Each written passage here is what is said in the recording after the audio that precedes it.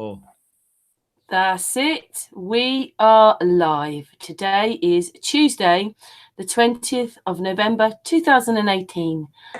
And we're waiting for a couple of more people to join us. They will come on as the evening goes on, and I'll introduce them. But with us so far is our Patricia, Nicolas, and Peter and Pete. Evening. Evening. yeah, afternoon. Yes. Oh, right, yeah, evening. Hello, everybody. Hello, everyone. Hello, Patricia. And I've worked out. Hello, Nick. Hello, Karen. Hello, everyone. Hello, everybody. I've only clarified that one tonight. All right, and if there's anyone in chat, hello to you. Hello, Nick. Hello, Karen. Hello, everyone. Hello, everybody. Oh, that's the feedback playing back. I've done it. They've muted themselves now. Anyway, good evening, everybody in the chat room. And welcome, guys. So, guys, where do we start? There's so much. Yeah, sorry, we're just wondering why we were getting a bit of echo. It's just because we got the watch window up as well. So, but yeah, where do you want to start? We could start at the very beginning. I was born in 1968. No, come on, fire away then. Fire away. We're all yours. Okay. Well, I'll let Nicolas, you ask your question first then. Well, I've actually got a question from my wife, right? Who wants to ask you a question. She wants to know what you do, because she's a microbiologist and she's overheard your stuff. Oh, right, sure. And right. She wants to know what you do, right? And how the academic environment reacts to your alternative beliefs and ideas or knowledge. Yeah. What do you mean? What do we do? I suppose, career-wise, job-wise, I suppose. Career-wise. Are you scientists? No. We are just two very pragmatic people who look at life in a very pragmatic way. Absolutely, and yes. We have very pragmatic conversations. Between one another. Yeah, absolutely. Yeah, I suppose that sums it up, really, doesn't it? Yeah. We're just very pragmatic people. We very rarely go into conjecture, because we feel that if you're going into conjecture, there's no point of it, because you could be wrong. We are aware that we're living in a kind of like a current social climate where people want proof for claims that you make. So we put forward proof. So if we make a claim that, say, for example, there's impurities within hydrogen, for example, we would try and gather some information that would support that as being proof, which we have done when we've come to electrolyze the hydrogen gas from different electrolytes. I mean, we don't have careers. Yeah, we don't have careers in the sense that someone's a lawyer or someone's a teacher. We're not. Sure, I've done a variety of jobs that have involved like training, that have involved doing this and doing that, supervising and doing this and doing that. Sure. So I've got the ability to actually look at a piece of information. Absolutely, and assess it, or not scrutinize it. Really. Yeah, I mean, but we the thing about asking questions to do with career-wise, and that is, we, like I said earlier, I was talking to someone who has a master's degree in chemistry, and yet she's asking me if I think that there's a giant turtle holding up the earth. Yeah. So it's irrespective what qualifications one has. It's irrespective what one's background is. It's purely it should be the case of the information you're pumping out and the evidence or the proof that you're backing your claims up with. That is the most important thing. Yeah, I was going to say that's why at the start of our videos we have Charles Fokker, who says, you can be intelligent, you can be educated. Yeah. And it's great. We love it. You can still be absolutely stupid. Yeah. So yeah. So we don't really put we don't put careers on the we don't value work. We don't value careers. We don't value because that shouldn't determine the quality of human being you are, or it shouldn't form the basis of whether you're better than somebody else, or you're not, or your views are just as valid as somebody else, or more valid. Absolutely, yeah. You know, it's irrespective. But the second part of that question about how a lot of people, I mean, we have people leaving comments about, well, more or less saying, you know, that you don't have a clue about what you don't have a clue what you're doing. Your oxygen meter, you're not using it. You've not calibrated it. You haven't calibrated it. You're not using it properly. But the thing is that a lot of people fail to understand the methods in the madness. In other words, in order for us as sensible, rational, reasonable pragmatic people to understand how an oxygen meter works and the sensor, we have to see what its limitations are. We have to find out what it's affected by. Okay, we know it's affected by pressure. Yeah, because we've put it in a vacuum chamber or an enclosed environment where we've extracted all the air. We've put it in a pressurized environment, and we've seen a marked increase and decrease in the value of, you know, oxygen in dittos. You know, we've seen that. So we know that pressure is affecting the sensor. Yeah, basically, yeah. So we've got to ask ourselves, well, because we want to know exactly how it detects oxygen. What is the property of oxygen that allows it to generate a electrical current? Because it's electricity that's in these sensors that are allowing the detection of it. So how can you detect a gas that doesn't conduct electricity? That doesn't conduct electricity? Does oxygen conduct electricity? I mean, I don't think so. I've not seen any evidence to show it can react. It can react with other things, maybe, to then generate some kind of electricity. Bit like a fuel cell. Bit like a fuel cell. But then you're only detecting it indirectly. You are not directly ascertaining the presence of oxygen. Yeah, because our understanding is that water is not hydrogen and oxygen. There is no oxygen in the air. Absolutely, yeah. There's no oxygen in the air. We go on that as a baseline. Yeah. So we have to then work out how is mainstream science able to create a product and then sell to people to make them only think that there's 21% oxygen in the air. Absolutely. And with an oxygen meter, you have to calibrate it. You always have to calibrate it, and it will always come up at 20.9 or 21. And you think to yourself, you're thinking as very rationally and logically. Well, if it detects oxygen, absolutely, you'd be able to. Why do you have to calibrate it? Absolutely, you should just be able to take it out of the box, put the battery in. Okay, and straight away that sensor is picking up the oxygen that's in the air. 21%. The air's composition, we are told by science, is 21% oxygen, 78% nitrogen, blah blah blah, argon and other trace gases, carbon dioxide. But the 21% oxygen will always be the same, irrespective where you are, irrespective of the pressure. It should still remain as 21%, even in a pressurized environment. Okay. But your point was? I've forgotten. No, the point I was making was that you have to calibrate. Yeah, you have to calibrate it. So essentially, when you plug your... Do you have to calibrate a Geiger counter? Absolutely. When you switch on your oxygen meter or oxygen sensor or oxygen device or whatever, you shouldn't need to calibrate it because because it should be detecting the oxygen that's already there. Yeah, but it doesn't do that.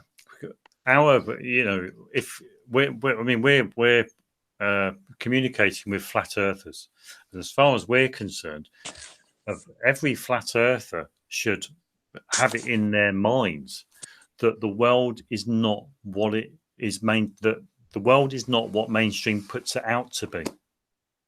Yeah, it can't be. You know, they're saying it's a globe. We're saying it's flat. Some people think it's enclosed. So mainstream is saying that there's 21% oxygen in the air.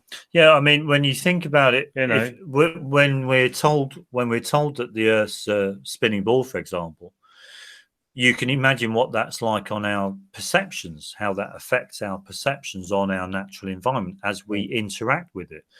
You know, some people actually walk around thinking that the sun is stationary, okay, and they're literally moving. Now, when you think about not just that, let's think about the air, the air's composition. We're told that, you know, like I've said earlier, that air is 21% oxygen, nitrogen 78, blah blah blah blah blah.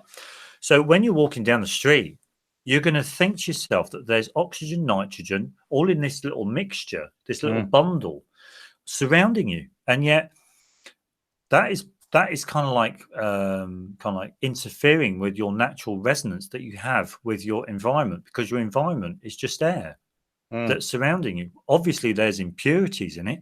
A car zips by and may chuck out a little bit of pollution from its exhaust, and then that's going to become a contaminant within the air. But you're just breathing in air, water vapor. There's water vapor there. Yeah, I mean, even people use the term oxygen. People who go fishing. Oh, I'm not getting many fish today because there's less oxygen, or there's more oxygen in the water.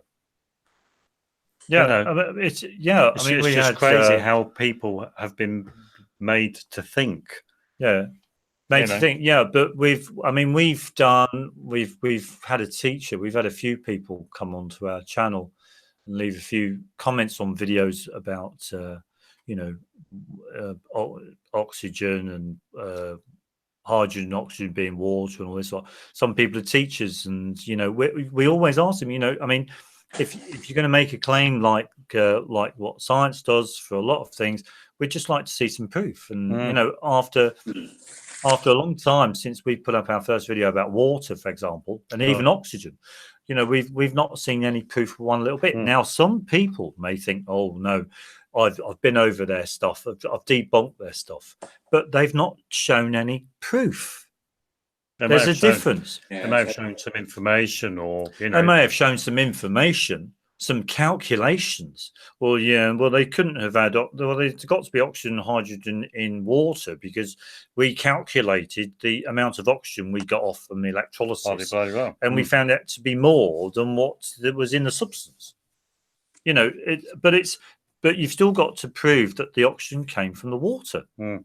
And also with I'm not one for. I think with pragmatics and mathematics doesn't mix. I think with our view on oxygen in the air, or not being in the air, more being processed air, because we've actually come up with an idea of how oxygen is processed from air just by using heat. Compression. It kind of satisfies our understanding of how oxygen, it fits in with how oxygen is made, how it's created. You look at how man creates oxygen. What does he do with the air? Compresses it. You get an oxygen concentrator.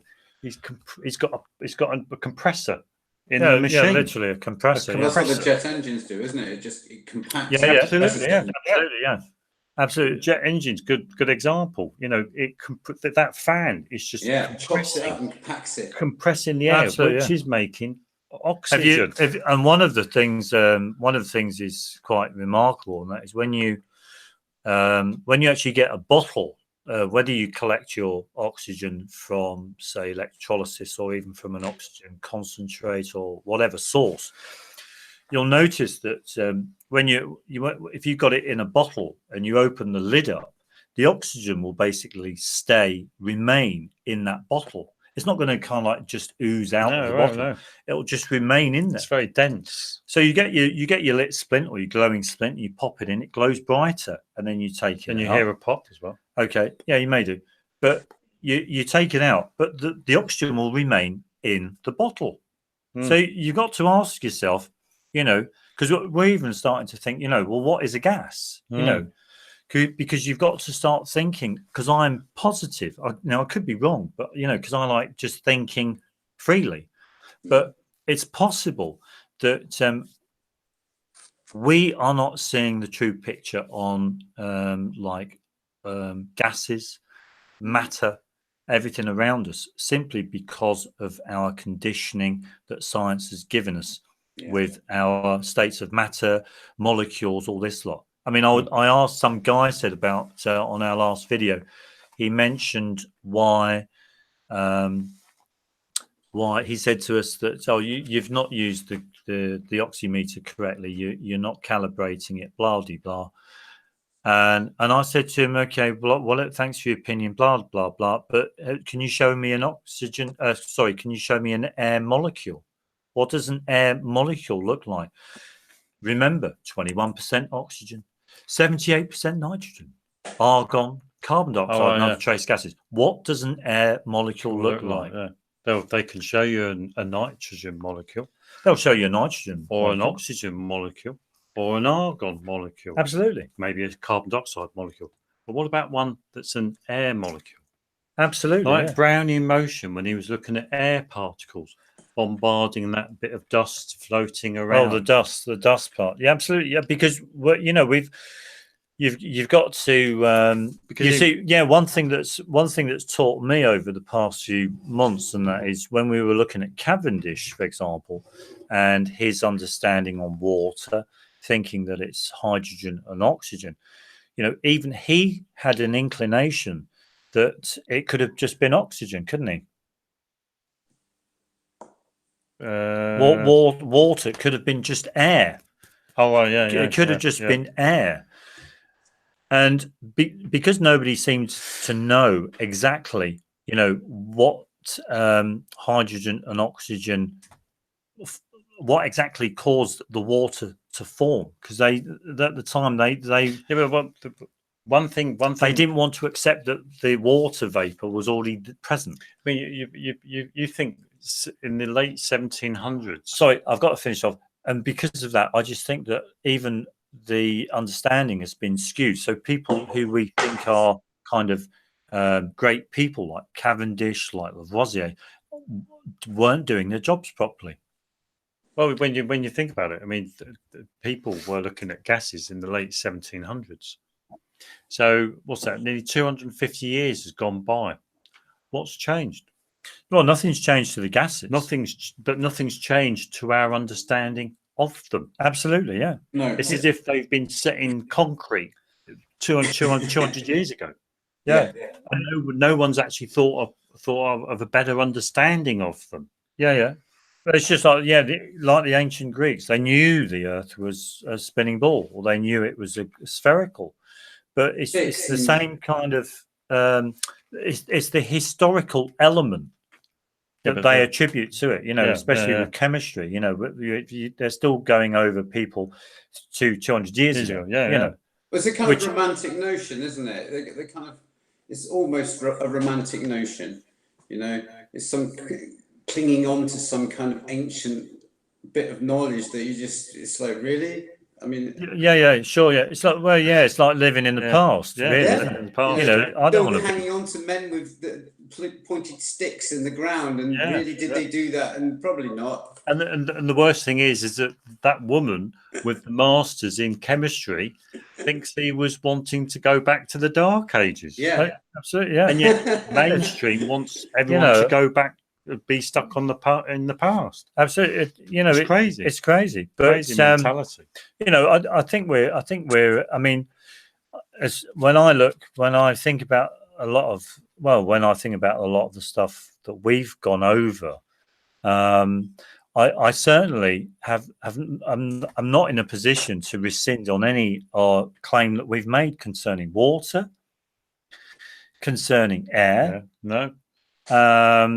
Because I've not seen nobody's shown me something. Not we haven't had one subscriber you know, since we did those photosynthesis videos in August. Absolutely. Yeah. Or, you know, few months. Not few one months, subscriber or anyone has left a comment saying, "Oh, you want to check out? He's actually got this guy's actually got oxygen from a plant. You know, you really need to watch this because you guys are wrong. Not one person has told us that, because a lot of globies. It's ridiculous. A lot of globies would love to have our channel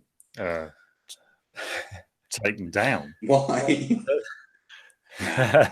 because we're really getting up their nose. Because we're renegades. Absolutely, yeah, sure. Because we're showing it all up to be rubbish. It's all rubbish. I mean, it's an understanding that works if you've got a certain understanding, but the understanding isn't true. True, absolutely. You know, it doesn't reflect reality, and it all boils down to living in this dream world, this dream world, this dream existence, this illusions of everything's based on belief. Everything that hold so dear and cling to so desperately is just based on something that somebody either wrote or said or maybe said.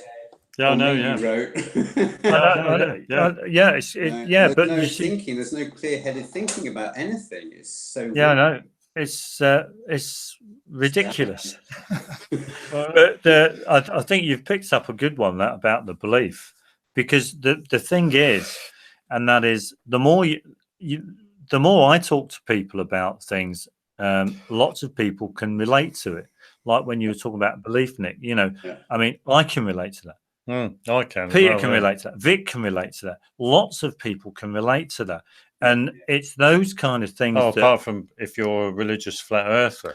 Oh, yeah. Now you're entering. Now you're entering into another whole new ball game. They love game. Beliefs. They still love beliefs. Absolutely, yeah. But you know, when you start talking about beliefs and how wrong it is to have them, essentially, because there's always the possibility a belief can be wrong.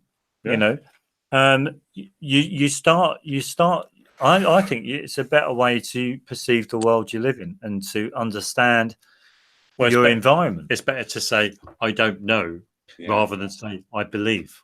Absolutely. I mean, I was talking to somebody the other day about belief on YouTube, just exchanging comments, and I said the only time I use the word believe is when I'm uncertain. And I'm thinking, so, well, yeah, that's absolutely true. So if somebody believes in God, then they're uncertain. Yeah. There's uncertainty. You know, if somebody believes the earth to be flat, or if somebody believes the earth to be... There is always room for conjecture, you know, obviously, because if you're a thinker, you're going to conject and you're going to think about things and what could be's and how could be's, you know, but at the end of the day, you do have to go by what you sort of observe and what you know, what you're presented. Yeah. Well, you see, I think if you go on experience, you know, if your experience of something is, say, A gives you A as a result, then how come then somebody else who has the same experience should experience the same thing? Absolutely, you know, because you're both human beings. Unless they're distorting. Unless, of course, they're distorting reality and they're cheating and they want to go and want B as a result. You know. Yeah. No, sorry. I've been out on the shoreline. I've seen curvature. No, we're not having A. It's not flat. It's B. But you know, people are just being, as far as I'm concerned, that's when you start going into conjecture. But when you start actually looking at the nitty gritty of things that you can actually manipulate, you know, on your kitchen table kind of thing, it's those kind of stuff that nobody should be able to dispute at all. Should they really? I mean, I can't understand why people think that there's hydrogen and oxygen in water. I can't understand. Do you guys believe that we all see our own sun? Sorry, Karen. Do you guys believe that we all see our own sun? You mean? See, you're using that word as well. Yeah, believe. So you're I'm asking you a question. Do you think that we all see our own sun when everybody has their own sun? It's a simulation, you mean? Well, if you go to a beach and I take a picture, and you're sort of 10 feet away from me, the sun comes to my feet. But when you take the picture, the sun comes to your feet, but they don't go to each other's feet.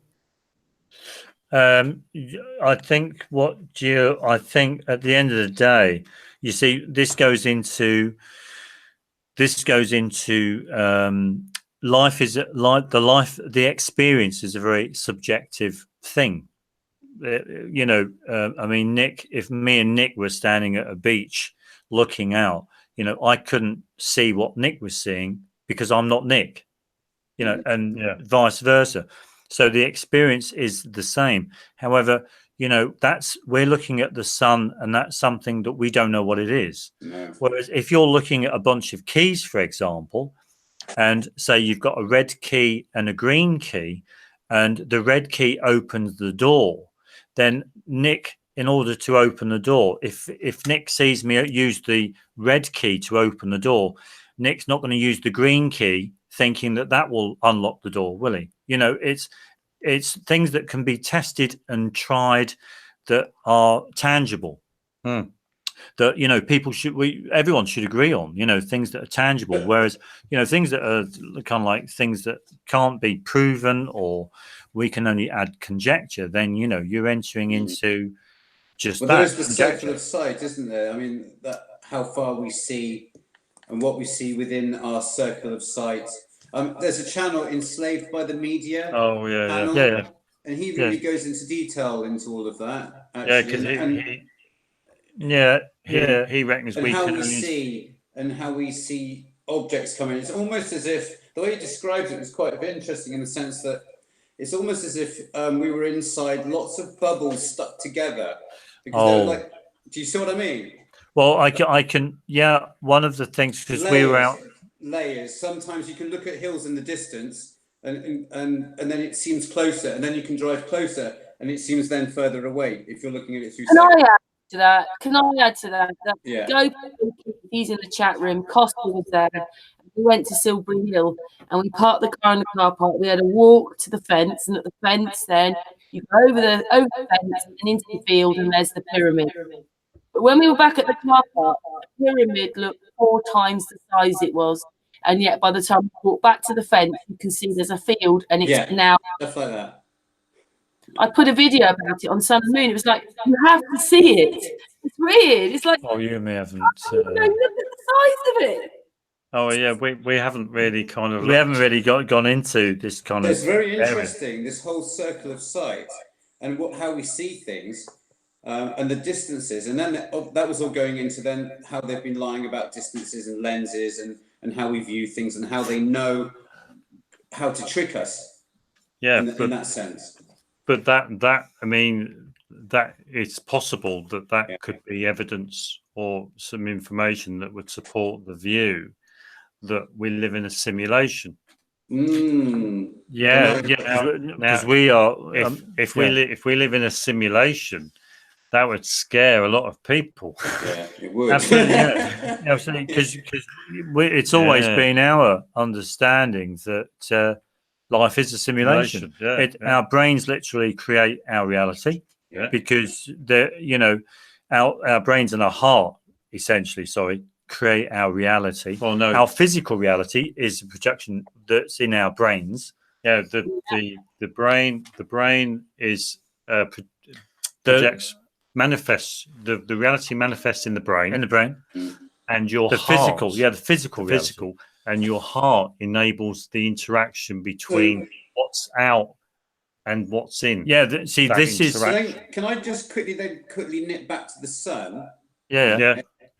So if you're within your circle of sight, the sun that you see, if you can only see so far, you see your personal sun going down what they call the horizon. That's your sun, right? But somebody else, obviously, many miles ahead, is seeing their sunset in a very different way, right? Yeah.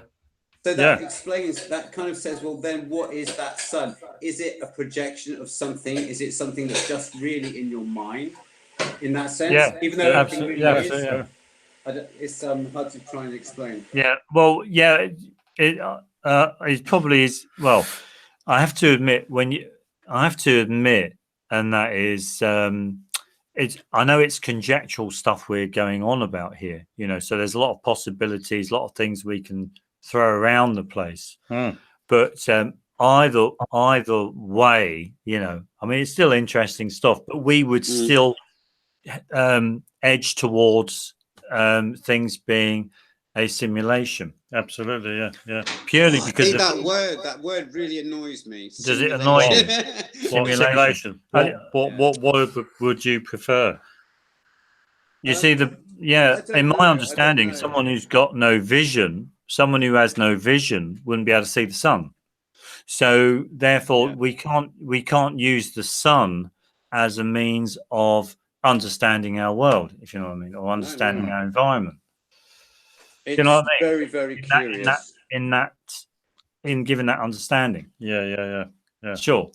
So everybody's trying to make everything so physical, and it goes back to that whole everybody's living this belief system of fantasy world, you know. At the end of the day, we're all not really here at all. Well, the thing is that the metaphysical, but the experience, it's something that man can't. Yeah, you can't grasp. Can't grasp. Can never grasp it. Absolutely, yeah. I mean, we there's only, even we know that there's limitations to what we can actually do, how we can think on, you know, on a certain topic that we can't like do, isn't it? There's only so much we can do. We're limited because we're only human. Of course. You know, we're subservient to nature. You're not a robot. You're not a robot. No, I'm not a robot. No, we're not. I've got feelings. I'm a sentient being. Yeah. So, mind you, I was out. I did catch the bus today, and I saw lots of Frankensteins at the bus station, waiting for buses. It's horrid, absolutely, isn't yeah. it? You know, Yeah, absolutely, yeah. I mean, I'm sure the only thing that would change, I think, is. I think, you know, there's nothing special about life. There's nothing super fandango about it. But the only thing that would change is your perception on it. Yeah. If you know, once you start understanding the rubbish in society, you start understanding about, I don't know, your perceptions, how far you can see, how, you know, your awareness, as it were. You know, all that will do is give you a different perception on life and your experience of life. That's all it will do.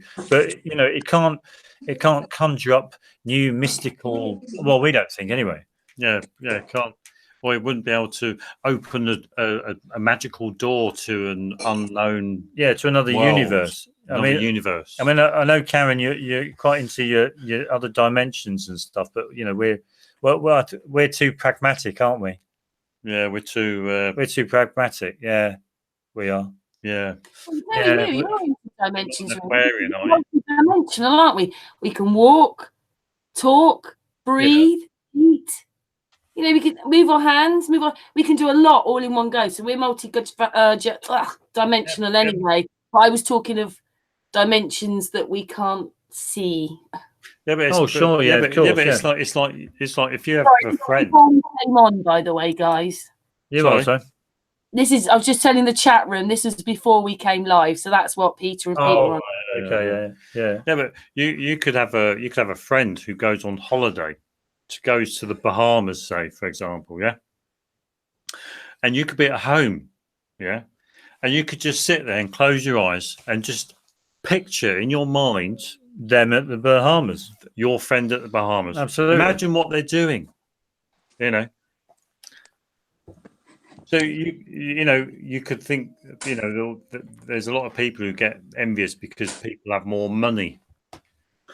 Absolutely, and they can go on holiday, they can do this, they can do that, drive a better car and do this, that, and the other. But you can imagine, you can think, you can imagine doing the same thing, doing the same thing. Street view and just walk down the street if you like. Absolutely, yeah, you know. But the best thing about it is that you can think what they're doing, but you could be having a much better time. Absolutely. No, but if you were having a better time, you wouldn't be thinking about what they're doing, would you? Ah. Not necessarily. Absolutely, absolutely. Yeah, but you know what I mean. You could still have a much better time. Yeah, I know what you mean. Yeah, because they could be having a really crap time. They could be having a really crap time. You know, in the Bahamas. Oh yeah, we're going to the Bahamas for next year. We're going to the Bahamas next year. Yeah. Me and my wife, we're going to the Bahamas. But you know, when they get, you think a lot of people instantly think lucky persons. You know, well, it's mostly tropical storms anyway, and then it gets to about 42 degrees. Yeah, really absolutely. hot. Yeah, I know. Yeah, absolutely. Yeah, yeah, absolutely. So, but when they go, they have a really crap time. You know, and you know, oh, what was your time like in the Bahamas? Did you enjoy it? Yeah, it was all right. No, but the worst thing is that when they come back, if they had a really crap time, they pretend it was great. Yeah. So you're on our wavelength. Totally. Just pretend it was fantastic. Absolutely, absolutely. Yeah, we actually, I'm going to meet quite a few people. We're going to meet quite a few people who will be pretending. Oh, next week. Next week, absolutely. It'll be wonderful to have them all in one room. So, did that answer your question? Yeah. Okay. Thank you. Yeah, I mean, when it comes to the sun and all this kind of stuff, I think you know, you definitely I think there's limitations there, isn't there? Yeah, there's it's limitations. Really hard, isn't it? It's really so hard. none of us very are difficult. sure. We're not sure what the moon is, although we've probably got a better idea what that kind of should do, what it is than the sun. And I'm very confused by the moon as well at the moment, and the sun. Yeah. Did you see? I mean, it's not my footage. I just put it together, and I was actually looking at meteorites, and I think that they're more electrical than they are pieces. Yeah, that's good. I was enjoying that, Karen. It's just the way, even when people caught them, they just stop about cloud level. They just stop light in the sky.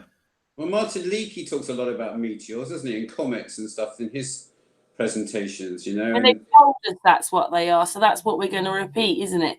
And then there's a little bit about NASA, and they show the sun going round like a clock. And the thing is, it would never hit the other side of the planet if there was a ball going round. And they've got the clock going round and round. My last NASA video, I'll send you the link so you can watch how NASA is showing the sun going round. Yeah, because they could be relating that to your body clock and the simulation. Because the sun is. Don't mention the S word. It goes. Oh yeah, sure. I mean, yeah, you can go. See, yeah, we're very limited being human. Essentially, you can have all the money in the world. You can be well loaded with trillions of nothing to do with it, money. Still won't be able to know the most basic things of life. Yeah, you could have all the money in the world, and you could say, I want to know what's out over there. You know, and you may have some control over armies and. Absolutely, you could send a fleet of fighter jets. Oh, I'd love to know, though. I'd love to know what's over there. Yeah, no, but it could just go on and on and on and on and on and on. I reckon it probably does. Yeah, I've got a feeling it does. But then I'm going into the land of belief and conjecture, you know, by doing that. But the worst thing about it is that all you'll get there is darkness. Yeah, and that darkness is very scary. Yeah, we watched. We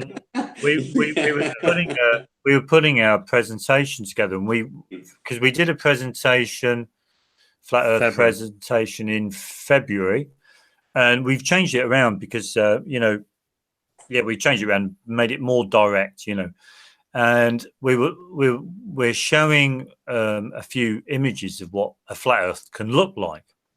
And there's one image where you see like the Earth in the flat Earth in the middle, and outside there's rings of land with another sun, and then outside of that there's another ring of land or islands and another sun, and so on and so forth. Because some people think there's lands beyond Antarctica and all this kind of stuff. Yeah. And yet, you think to yourself, when I close my eyes, and just use my imagination, I can imagine that I'm on top, right at the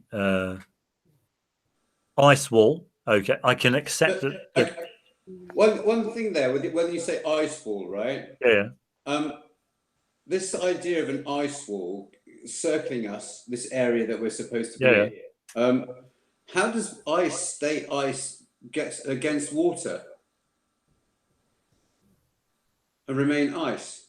That's a good question. I think it's got something to do with. I think a because lot of salt in water against salt. ice is liquid, and then there's ice.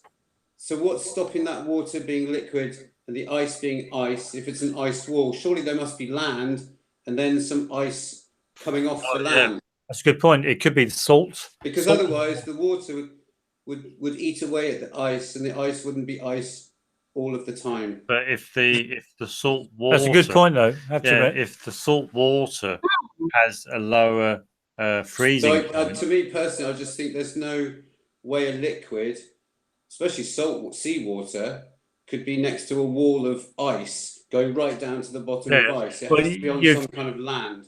Have you not seen? I mean, we've seen some videos. There's icebergs, obviously. And things like that, but you know what I mean, though. If you've got a big area that's like a big dish, for example, with ice all the way around it, containing all of this land and water. That would have over time eaten away. How about motion? You've got water in the sea moves, and whereas ice, so it could be why it doesn't freeze is simply because of the motion. But then wouldn't that just be hitting against the ice and then eroding it, and the difference in temperature of ice being ice because it's frozen and water being liquid? I don't know. I find it really odd. That's a good one. But then you're asking the big question, and that is, how was it all formed to begin with? Absolutely. I mean, that obviously then goes into this could be some kind. Then you're bordering on supernatural, in a sense. Well, conjecture. Really. If you look at that, I can see that flat Earth map on your wall there behind you. That's the one. That's the one that I just think. Don't know, man. But if the sun, if you think that ice covered the whole lot to begin with, I'm just putting this out. This is just conjecture, and then the sun started, and then started melting as it was going round. It's a bit like your wheel. If you had a car, you were in a car and you just drove around in circles, you would eventually erode away the tarmac into a circle. I get that. I understand that. So I mean, it could be that. It could be, or it may be that. So therefore, you think over so many thousands of years or time or whatever, then that would have eroded quite a big area outwards, if you see what I mean. Because obviously it's going round and round. It would have started off very small and then got bigger and bigger and bigger and bigger. But that seems quite a logical. Just a it's just a thing to suggest. It's an interesting one. I mean, we don't. I mean, I've seen video footage of an ice wall. Okay, I've seen some footage when it's been and they've been in a plane and it's been going past what looks like an ice wall. It's probably the same. Was it? It goes on for quite a long time, doesn't it? Yeah. Was it? That could be anywhere. Anything. Absolutely, yeah, sure. But it's plausible that there could be. It's got to be on land. I think there must be a shoreline. And then it could be extreme temperatures making ice go up. I don't know. Oh wow! Oh yeah! Oh yeah! You see, the thing is, as soon as you start, there was one guy who put forward an idea about the sun doing like a figure of eight kind of thing. Yeah, that's if you. And he had the North Pole and South Pole. Okay. Oh, right, yeah. And obviously, water around both. And I'm thinking, well, yeah, it's plausible. A lot of the time it's just good to have an open mind, obviously. But I mean, it's great that Flat Earth has come about because Flat Earthers can push the boundaries. More information gets leaks or comes out to the surface, so everyone can reassess their whole ideas on, because loads of us have never been down to Cape Horn, is it? Oh, South America, South America. South Africa, yeah. So but there you go. But I think I always, when I'm out with Vic, for example, I get asked lots of questions about this, that, and everything. I've only been I'm only basing my. Have you been to the edge? I've never been further than the equator. So I mean, I don't know. I've never been to Australia, so I couldn't tell you. Even though I get asked all these questions. Is that a big button? Yeah. But you can. He was in the chat room earlier on. Oh, was he really? Oh, yeah. Well, we forgot to say hello. He should have said because I'm on an iPad and it's really annoying. I just get. But fixed about. I don't even know who's in chat. Yeah. I'll be out with him on Saturday. Yeah, because we got our flat Earth presentation a week Thursday. I thought we'd go out once a week just for this month, just so it stirs up some kind of extra interest. But I mean, look, there's so much. Oh, it's Joe Mama. There's so much in the chat room. There's Diff Franco, there's Joe Mama, Super Leads, Waking Possum, Racer Effie, Mark Astro King. Oh, Astro King, yeah. All right. Oregon, Rob. The ice is going slowly. When next to the wall. Obviously, I've already said that he was there. Look, Ponsdiz is in there. Yeah. We haven't said hello to them. Well, hi to everyone. I can't see the cards out. Oh, DITRH. I'm not here. He's not here. He's not here. But Ditra's just in the chat room. Hi, Ditra. And then obviously Trinity 4 is in the chat room. Wait there, go down. Mark's there. Teresa's there. Have I said everybody yet? What is that? Yeah. Oh right, yeah. Sorry, we're just being nosy. Yeah. I mean, we don't really get involved in the politics of people. We kind of like do our own thing, don't we? Yeah, we don't get involved in Brexit. Yeah. I mean, it's super cool. But so we've kind of like cracked water. Getting back to what we kind of get back to business. Yeah, we've cracked water.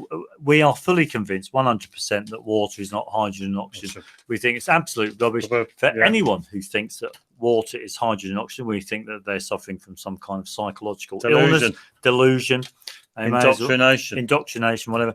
But what we do intend to do over the next few weeks, and that is to concentrate our energies on looking at oxygen not being 21% composition of the air. Yeah, absolutely, because we know it's not. I emailed, believe it or not. Now we've been using our oxygen oximeter. Our oximeter, if you can call it an oximeter, or our pressure meter. Oh, a pressure meter, or is it a temperature meter? I don't know. But we've been using that lately, and I emailed the company that make the oximeter and asking them what electrolyte, because basically they use electrolysis essentially in the sensor in order to generate some kind of electrical current, which is then picked up by the sensor to determine that there's oxygen there. Okay, so very much like a fuel cell, a hydrogen fuel cell. Okay. And I emailed them and asked them what electrolyte do you use in your sensors, and also could you tell me what electrodes you use, what metal do you use as an electrode, or what substance? And I got a reply back, and the guy didn't answer. No, they said, we use there's an acidic electrolyte, and that's all I'm prepared to tell you. And I'm thinking, come on, that's not very nice, because there's so much mistrust even with businesses as well. You go and ask these businesses questions, and they think, what's what are they after, No. Whereas if you wanted to buy a bulk load of oximeters, they're no problem. Yeah, sure. To you. It's all absolutely. It's a ridiculous society we're living in, because money makes the calls. You can, if you got money, people, help you anytime, but if you got no money or whatever, they don't want to know. Or if you're wanting some kind of information from them, and not giving out any money. No, sorry, no, can't do it. It's like approaching your councils or your government or whatever. They won't want to tell you. It's a ridiculous way to operate, and operating in that manner essentially means that that there's it's dubious. It's dubious. It's questionable. Yeah. It's but because we think they've got something to hide. Yeah, because I'm sure we'll crack the oxygen sensors.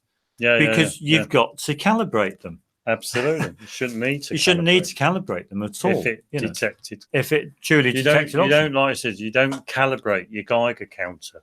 Absolutely, switch it on, and there you go. It's either there, it's either there or not. It's like a magnet. A magnet. If you had a magnetometer, like even a voltmeter, set at zero. So absolutely, you don't need to calibrate. Sure, you don't need to calibrate that. You don't need to calibrate a magnetometer to measure a magnetic field.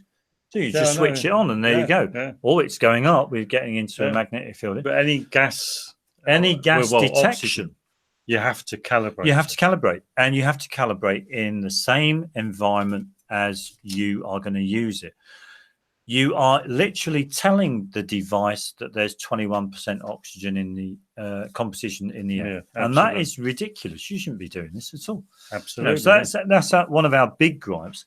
Our second gripe is basically that it's just to do with it's manufacturing.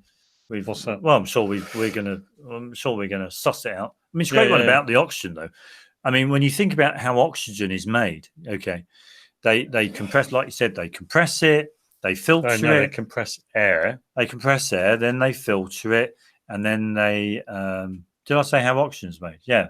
Yeah, how oxygen is made. Yeah, they compress the air, they filter it, they cool it down, they filter it, they put it in a reservoir tank, and then they put it through a PSA, pressure swing adsorption device. And it took us a while, because the first time we looked at that, which was a while ago, because they use the pressure swing adsorption even in oxygen concentrators, what you find in what smokers have, or people with respiratory problems indoors at home. But one of the things that's important when you're looking at things that are manufactured, products or processes, should I say, more processes, the words they use are very important.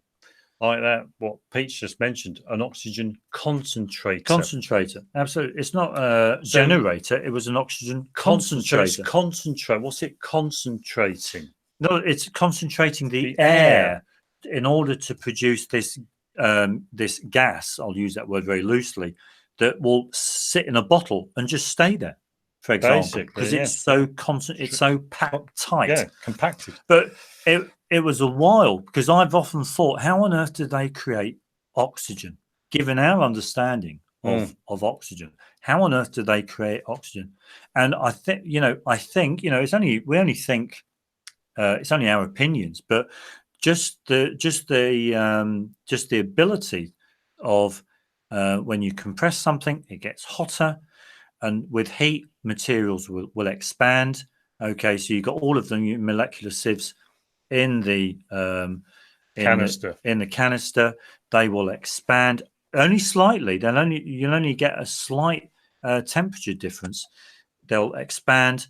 The air will enter the molecular sieves because of the way that they are made.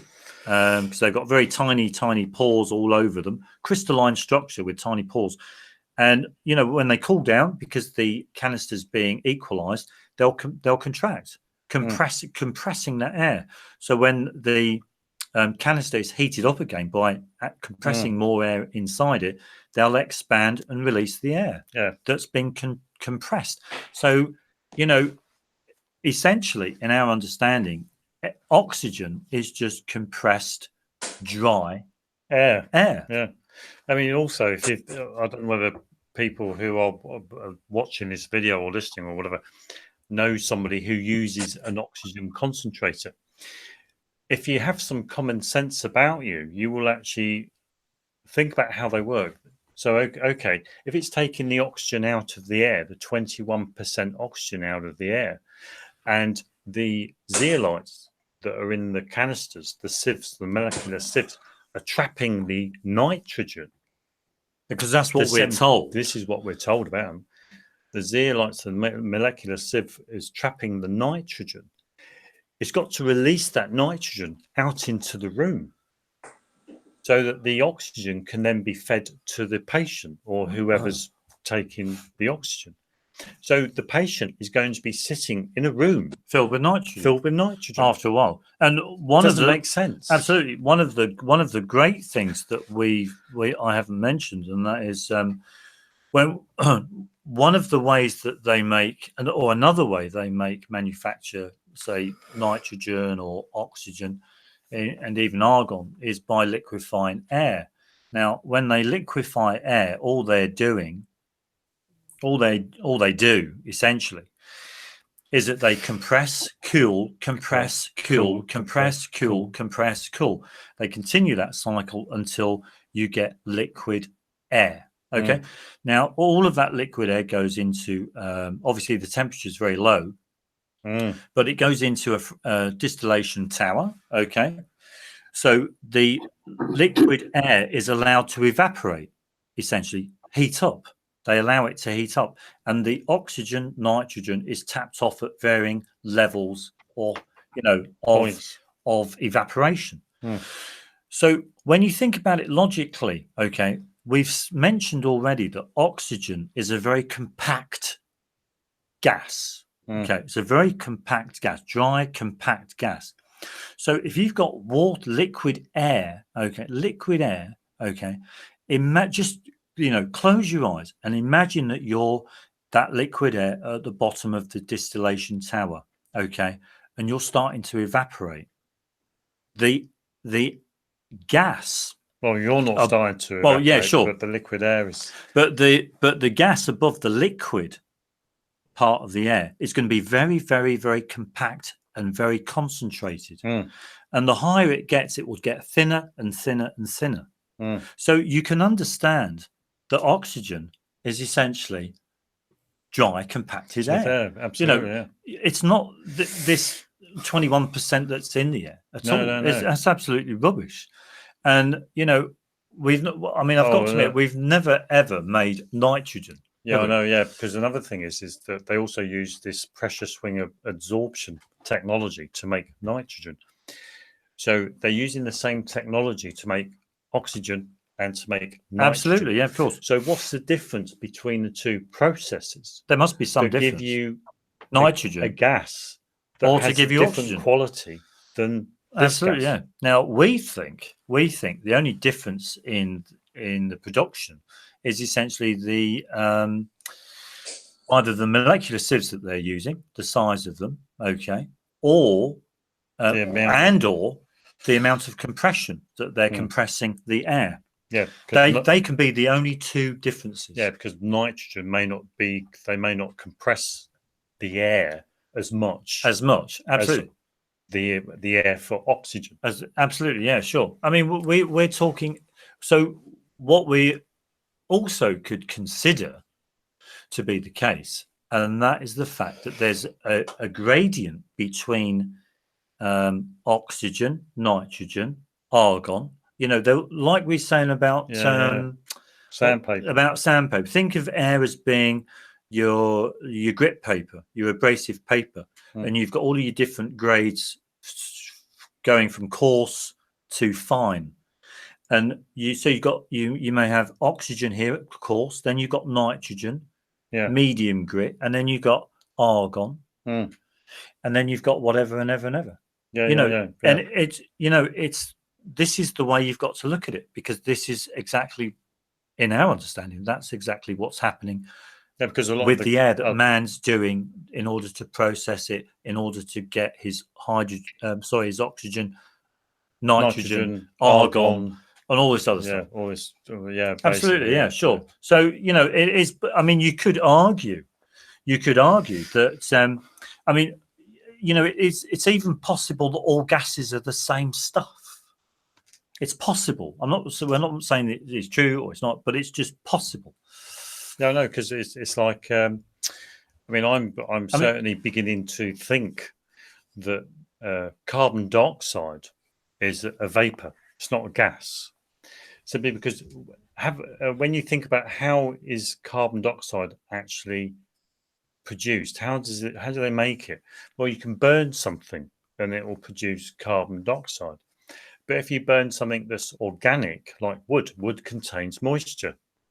That moisture that we know, it can't change. It can only change form. It can't just disappear.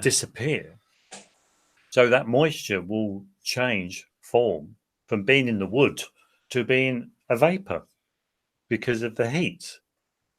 Yeah, absolutely. Yeah, sure. That vapor will just could sit because it's heavy, and which would then put out a fire. Yeah, because one of the things a lot of people will discover, and that is you can have wet gases, you can have dry gases. I mean, our video on realizing that chlorine isn't combrant. I mean, classic. I mean, you've got the whole instance where people think that chlorine is combrant; it can sustain a flame.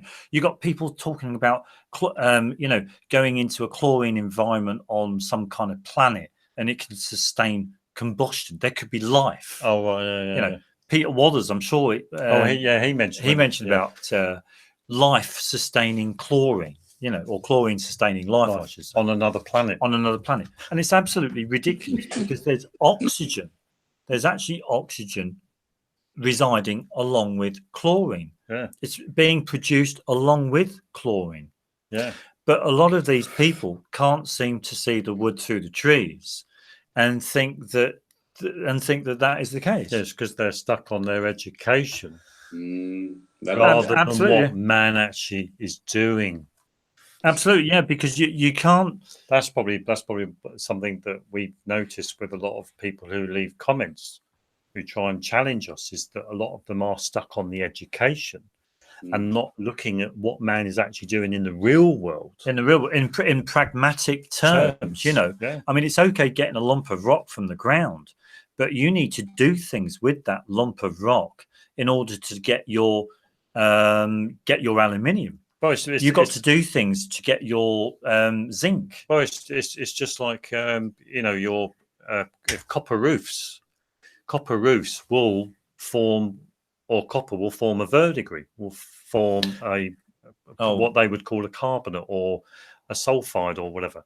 But when you actually look at the color, it's actually the copper decomposing back into the ore that was used to make it. Yeah, in other words, you've got to realize that everything around you, the computers, the tables, your furniture, your cars, all of your objects, that man has produced, have all come from the ground, or have all come from a source, a natural source that man has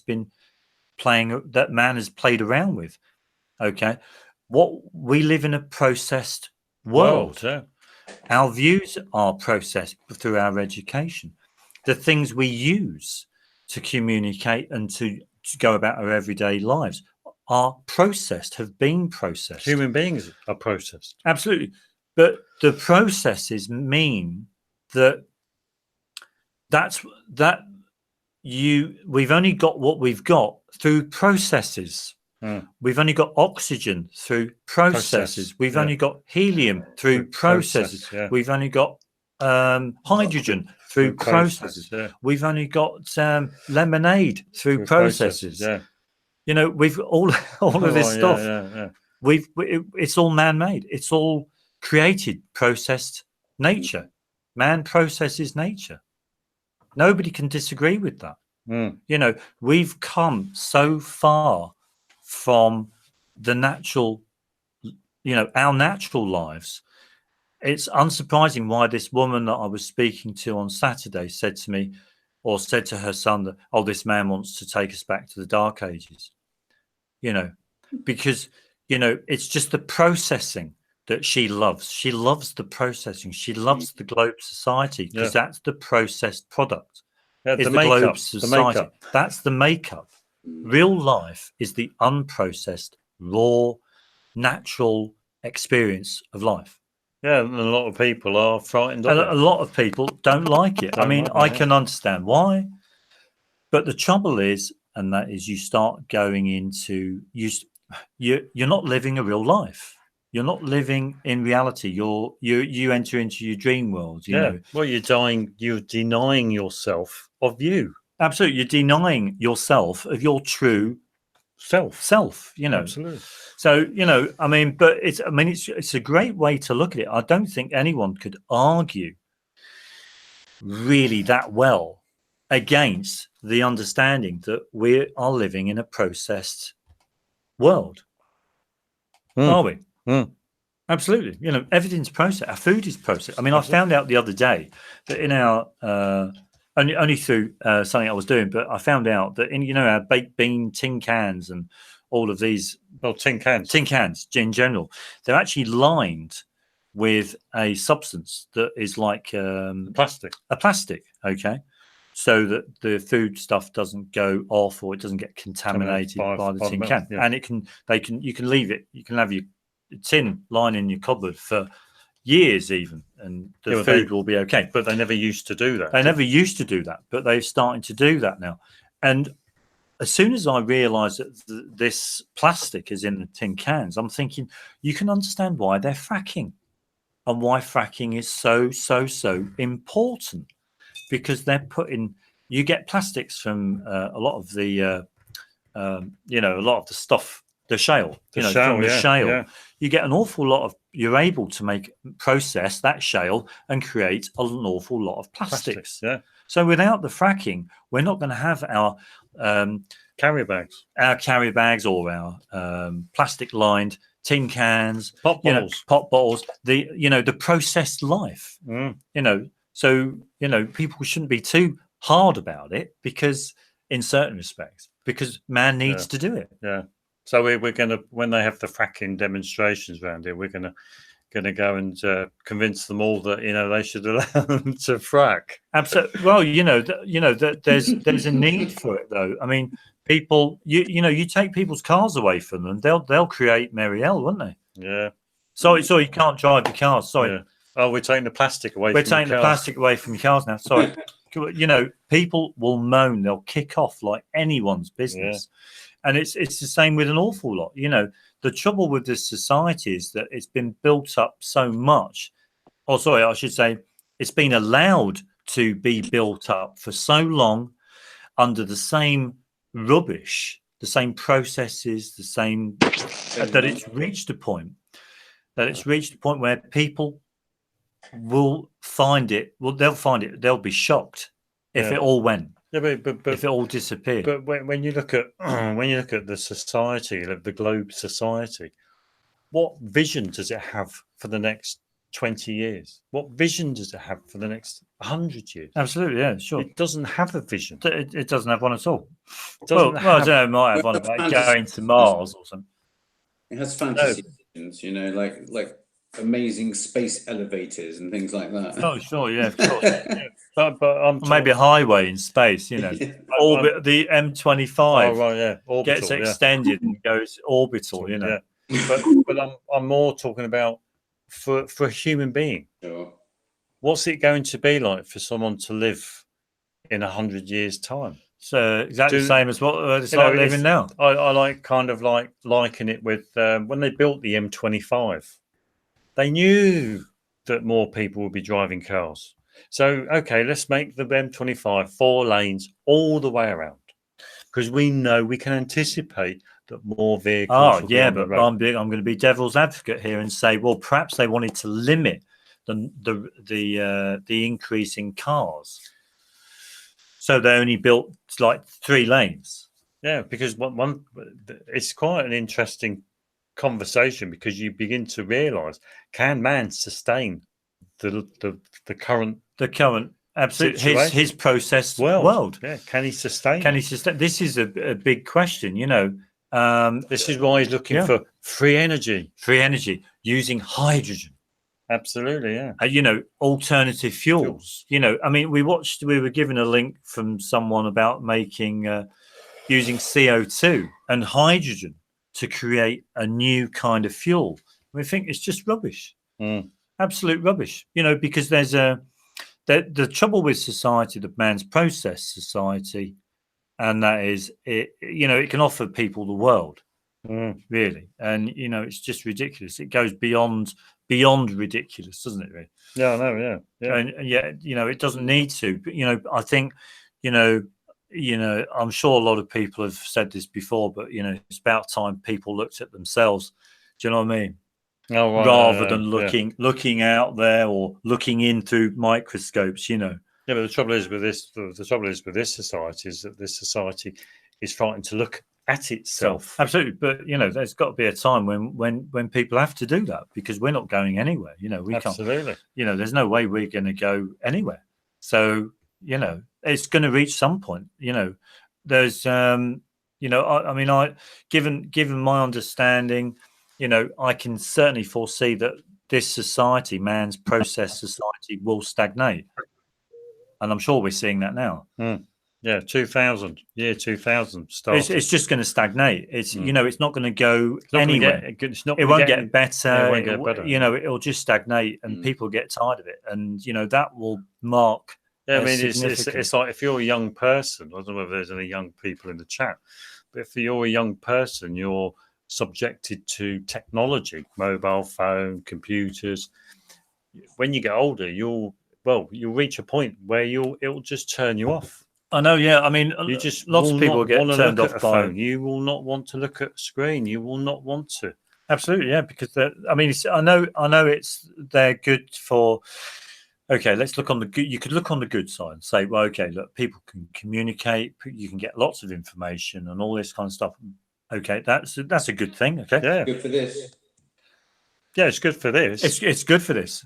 But my I mean, there is. I mean, yes. I mean, I'm not being negative about it. Just being realistic, being pragmatic. But the numbers of people wearing glasses. Yeah, no, you've really got to think about your eyesight. When I was at school, I could only remember a few kids wearing glasses. You go to a school now. Yeah, it's quite a few. I think, yeah. I mean, I think when you think about the social changes that are occurring in man's processed world, yeah, I think that, you know, we're certainly heading for some kind of like explosion, really. You know, when you think about it.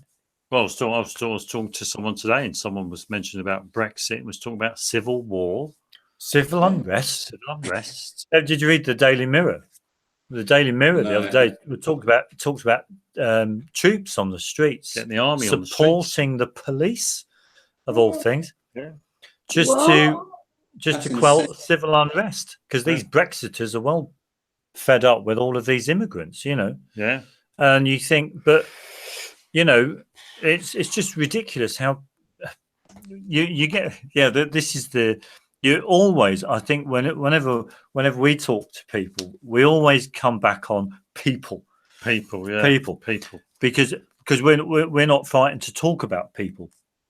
Whereas a lot of people want to talk about other things like you know, cars or motorbikes or you know, politics or whatever. But we talk about people, and at the end of the day, you know, there's a lot of demented people. There's a lot of demented people out there, you know. And I mean, I walked in.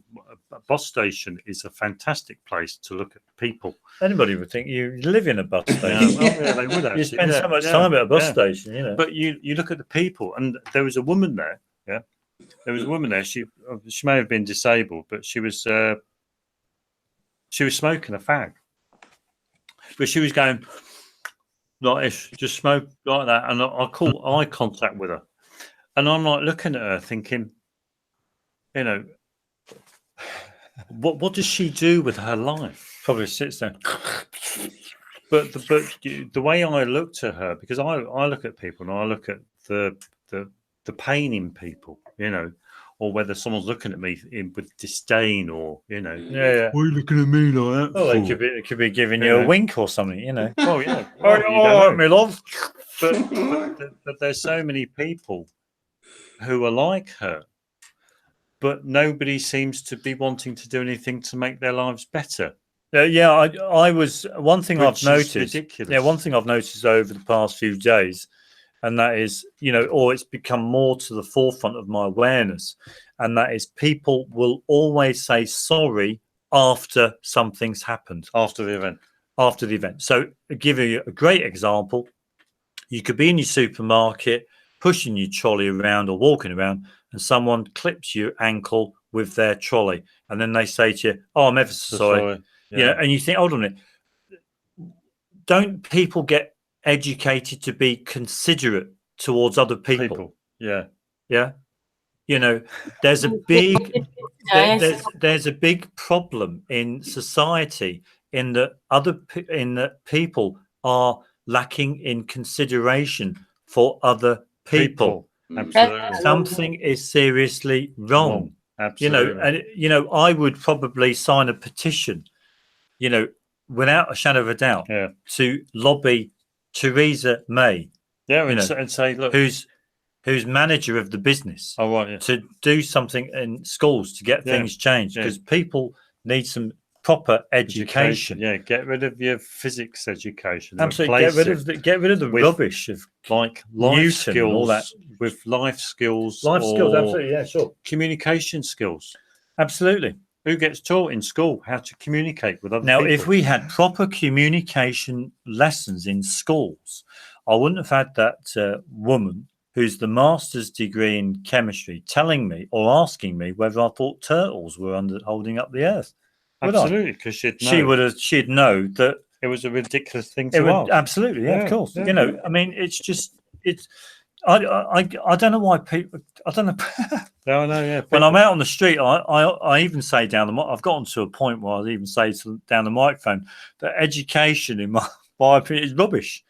It really is rubbish. I'm not bothered who listens to me or anything, but it is. When I look back on the education that I received, it's rubbish. Absolutely rubbish. Absolutely rubbish. And I know a lot of people are teachers and all this kind of stuff, and they supposed professional people, but at the end of the day, when you get someone with a master's degree in chemistry asking you if you think there's a big turtle holding up the earth, I mean that says it all, doesn't it? It just goes to show how messed up she is, even though she's a teacher. And you can get the same response from a judge. You can get the same response from a police officer. You can get the same response from Brian Cox. It doesn't matter what jobs these people do.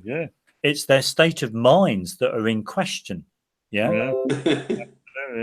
Because they're lacking something. Something seriously wrong.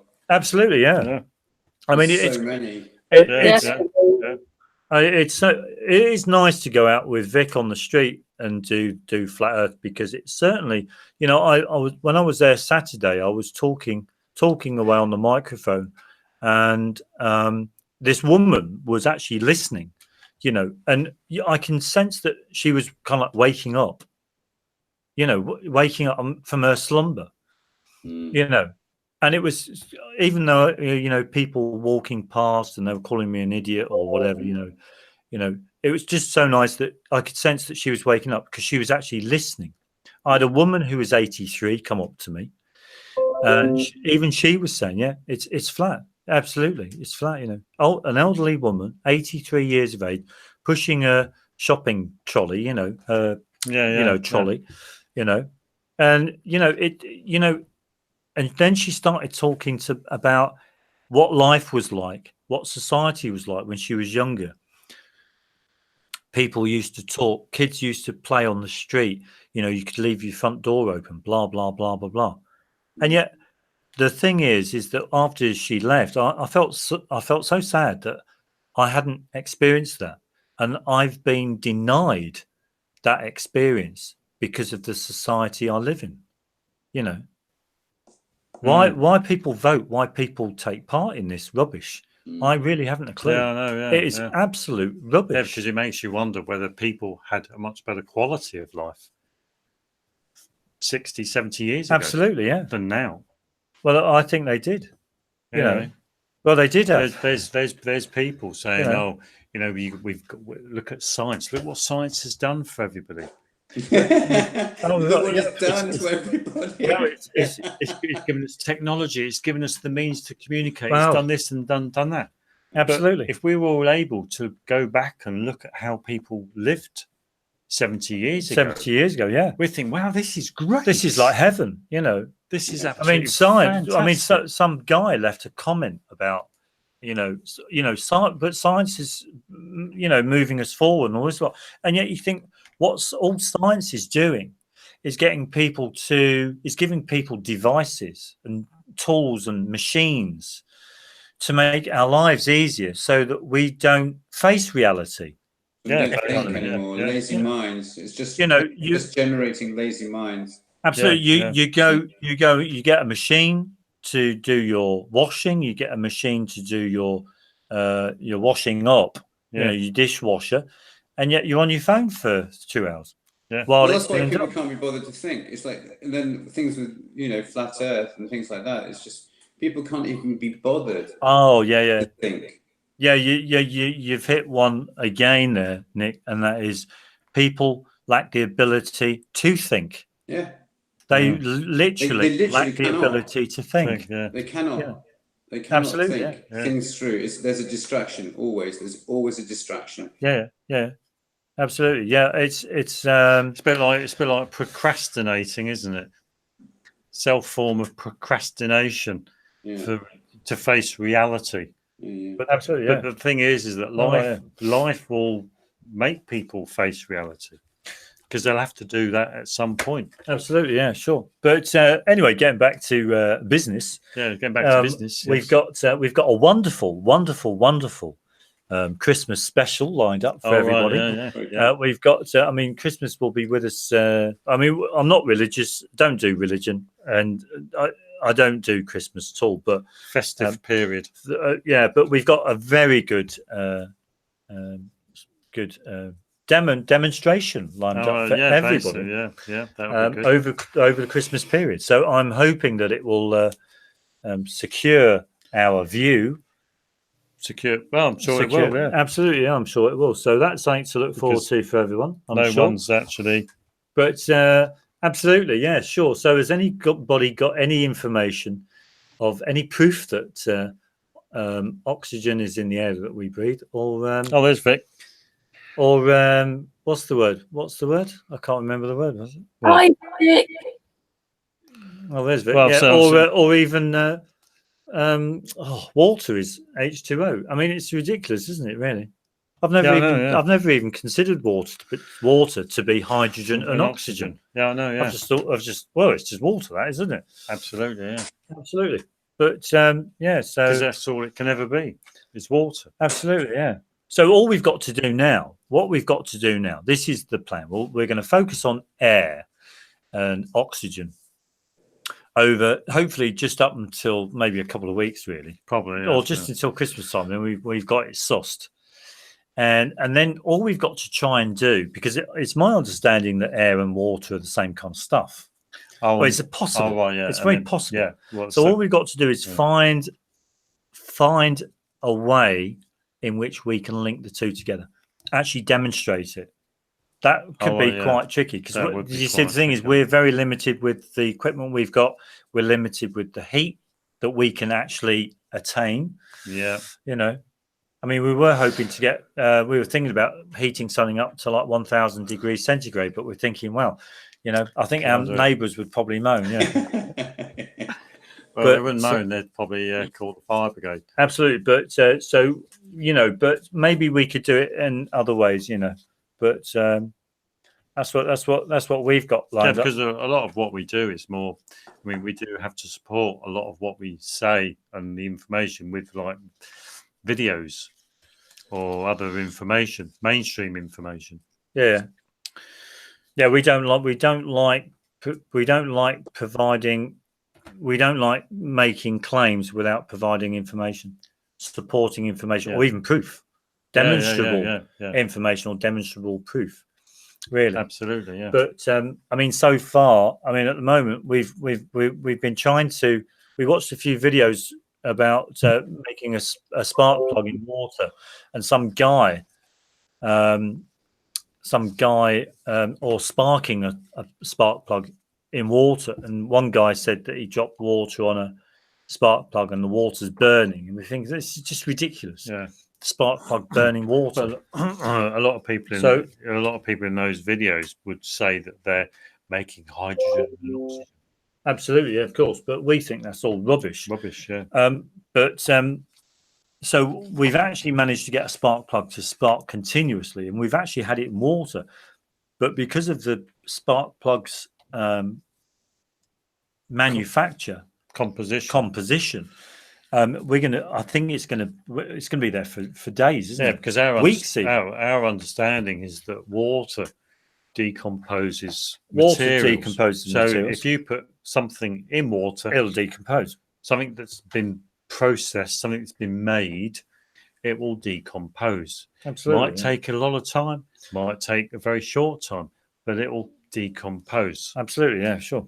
And electricity only speeds up that process. Absolutely, yeah, sure. So we have to kind of look at but it could be the case that small amounts of electricity decompose the material quicker than large amounts. I mean, we've managed to get. Well, you can drop the voltage down, can't you?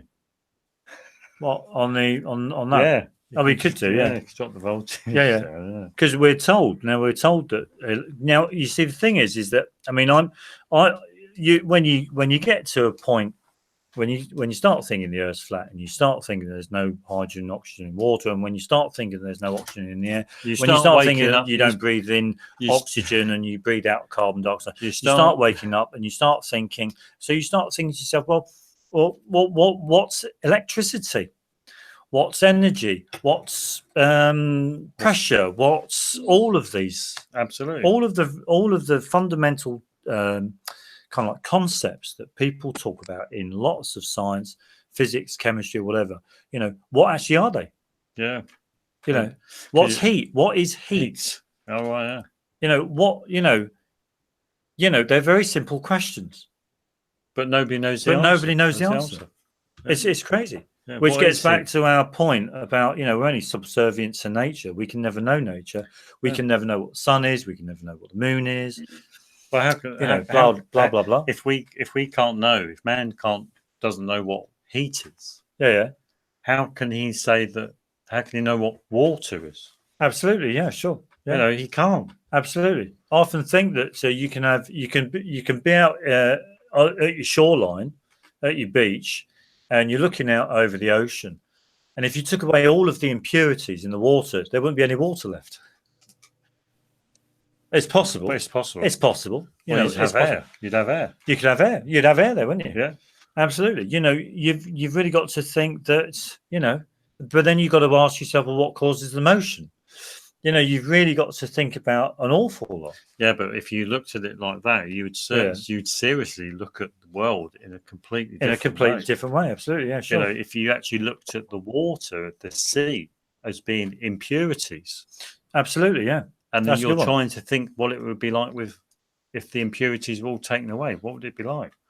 Absolutely, yeah. I'm sure, yeah. I mean, it's possible. I'm not saying it's true or whatever, but I mean, because we from our experiences, especially with electricity and water and the conduction of electricity and water, we've always thought that it's the impurities in water that conduct electricity, and it's not the water. Water doesn't conduct electricity at all. But it makes you question what water actually is. Absolutely. Yeah. Because water may be nothing. But it's a medium. You could view it as a medium. If nothing exists. You could view that as a medium. Absolutely, of course, yeah. But then you're having to look at, air is a medium, but some people would say we compress air. Yeah. But then are you actually compressing air? This is the thing. What are you compressing when you compress air? Because what you could be compressing is that when you push on your piston to compress the air, you're actually just creating a force to react with the action. Oh right, yeah. So you're just down to newtons. Yeah, so you just get a resistance to that action. So it's just the resistance. Oh right, yeah, of course, yeah. So there's no air there. There's no there, absolutely. Which makes us also wonder what a gas is. Absolutely, yeah. I mean, it's all valid thoughts. Valid thoughts that you've just got to go through and go with your heart and see what you want to do. Where you want to go, and what you can do, what you can't do with what you can demonstrate to other people. Yeah, see if there's something you can do that can demonstrate something that would support your view, a certain view, because all we do, like we've said, and that is we just get people thinking, about their environment that they're in, Absolutely, but there's definitely no oxygen. And absolutely, that's all rubbish. Absolutely rubbish. Yeah. I think Nicolas has got another question for you, Nicolas. Hello. You had another question when you came on. You said you had this question you'd like them to talk a bit more about. Can't remember now. I put down planes. Yeah. A plane. He was talking about. You were talking about plane, the turbines, compression. the turbo. Yeah, that's right. Yeah, the free energy and the compacting of air. We touched on it sort of briefly, didn't we? Yeah. But there seems to be a recurring kind of like topic. But when I kind of fell down a rabbit hole with that one. I think quite a few people did, and there are quite a few channels talking about that and demonstrating and whatnot. It was very interesting. I mean, in our understanding, if you take an aircraft's turbofan, you know that it's the understanding is that it can run once you've got it up and running. It can run perpetual motion, self-sustaining. It can self-sustaining. One thing with it is that it's generating a lot of heat. Generates an awful lot of heat. If it's compressing air, then you're making your oxygen, and that would create a lot of heat. Now, that heat could be used to heat people's homes. Absolutely, yeah. What you could do, you see, the thing is that it's possible with the correct equipment and skills. It's more than possible to make a mini engine jet turbofan. More than possible that you could actually use, and then it would actually prove beyond any doubt whatsoever whether how turbofans actually work. Yeah. But you could heat your home winter times. Yeah, I know. Yeah. People can have heat. You could heat a whole block of flats. Winter time. No problem at all. I mean, might be a bit noisy though. Might be a bit noisy, but you put it on the top. Put some soundproofing. But it's a great idea though, isn't it? Yeah. You can have small ones. You don't need super huge ones. Yeah. You just have small ones. But I mean, I think if somebody's really, really keen on trying to work out whether it's true or not that passenger jets use fuel or not or whatever, it's more than possible to make a small model, miniature one, and get it going. More than possible.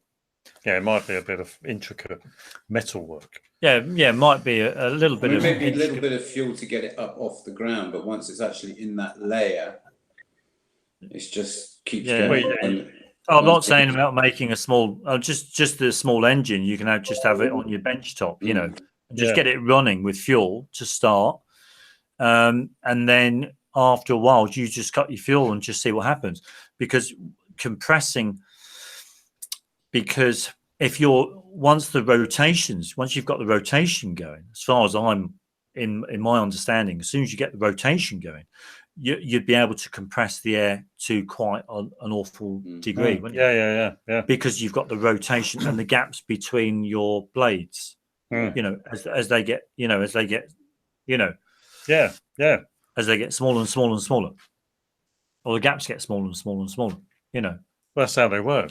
Absolutely, yeah. Just compress. Compress it down. You get the oxygen, and because the fans, the blades at the rear go in the opposite direction. I think they go in the opposite direction. And that would help drive because drive it round. Because the air will get to a point where it's so hot, all it will want to do is expand.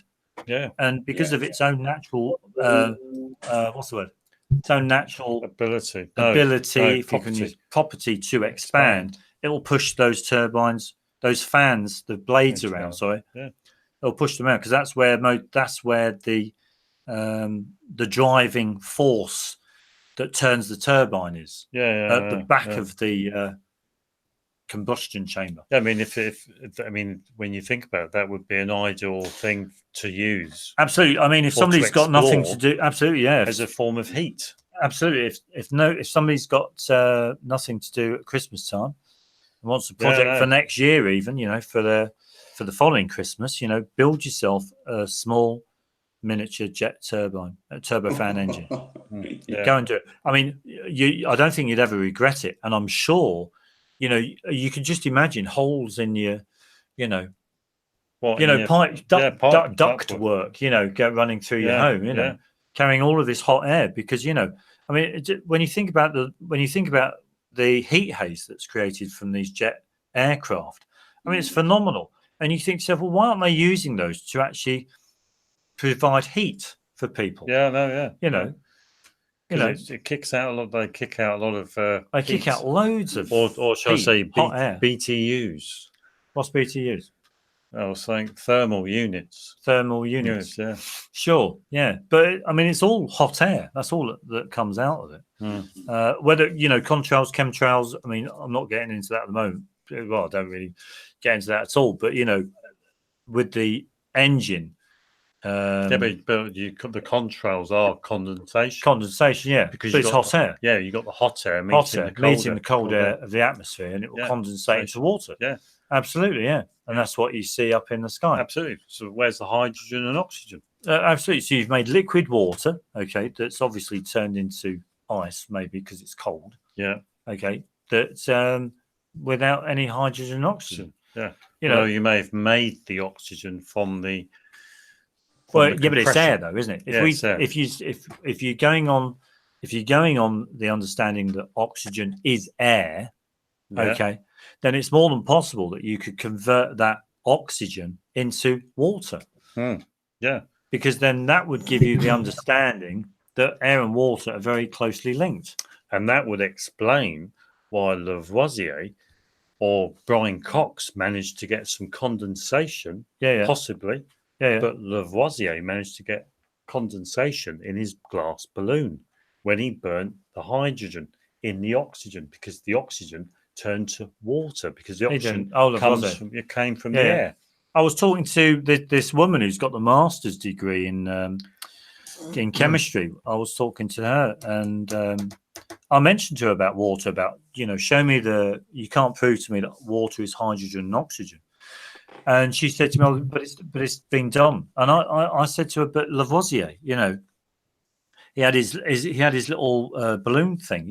You can't prove that. I've not seen any demonstration of that at all. I've never seen one demonstration of that. You go online, you search for it.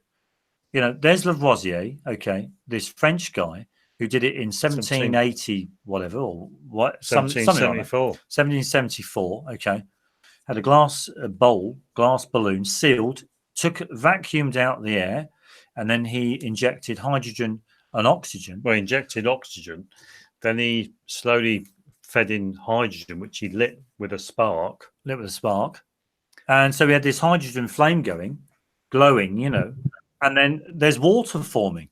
And yet there's no demonstration of it anywhere. That would be the classic thing to show kids in a chemistry class. Absolutely. To prove to them that water is made of hydrogen and oxygen. But you don't see that. It's because it's all rubbish. Absolutely. Yeah. It is absolute rubbish. Yeah. Can I just say, boys, that Trouble About joined us? Oh, I did notice the green and red. It looks like what is it? Looks like. Hello there. Trouble's About. That looks like Kermit, is it? No. Animal. No, it's Animal. Oh, right, yeah. There's someone out. Animal, yeah. Animal. Sesame Street, yeah. Sesame Street, yeah. Yeah.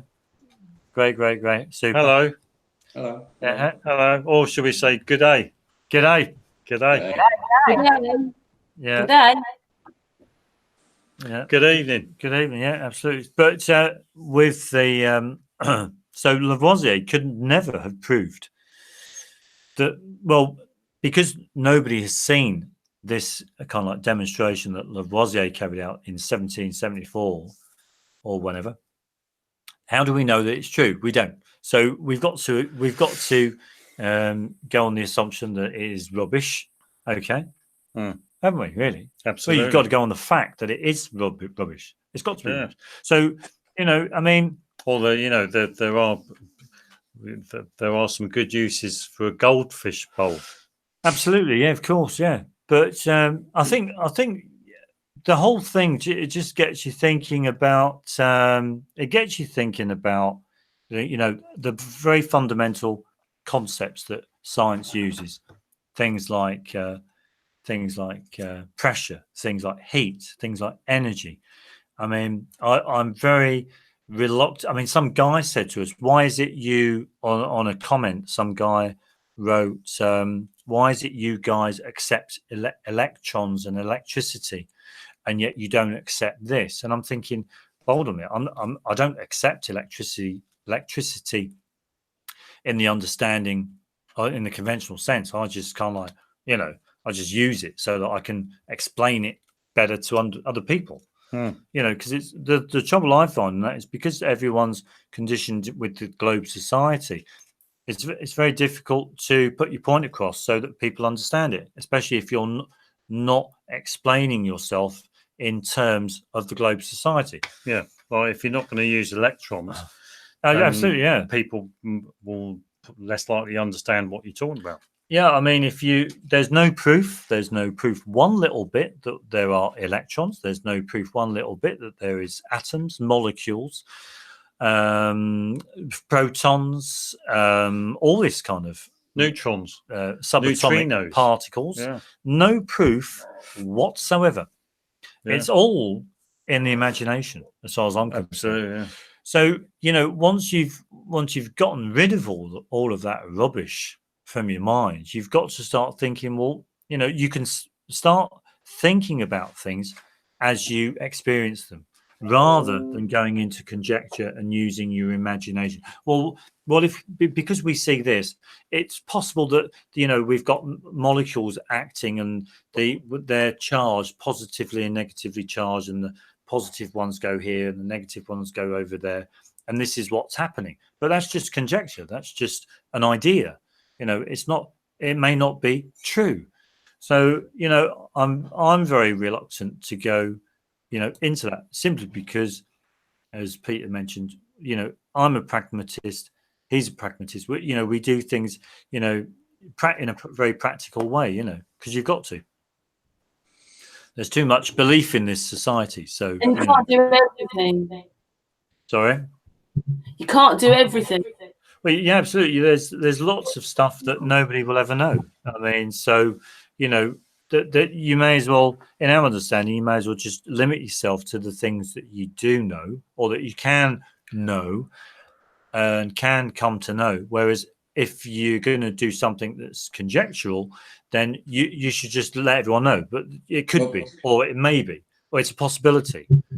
Whereas people have been led to believe so much, especially a lot of the youth, they've been led to believe that there is an answer to everything, because they've been provided with this false answer based on a false belief or whatever. Yeah, absolutely. They stand their guns by it, Yeah, you're getting wise. You're getting wise, Nick. Yeah, because you've picked, what they do is that they've swapped over the possibility, or it could be, maybe. They've swapped that. They don't use all those words, and they use the word "I believe."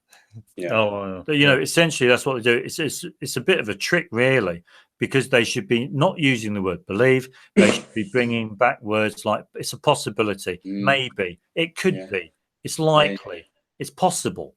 Well, it's possible the Earth has a molten core. It's possible.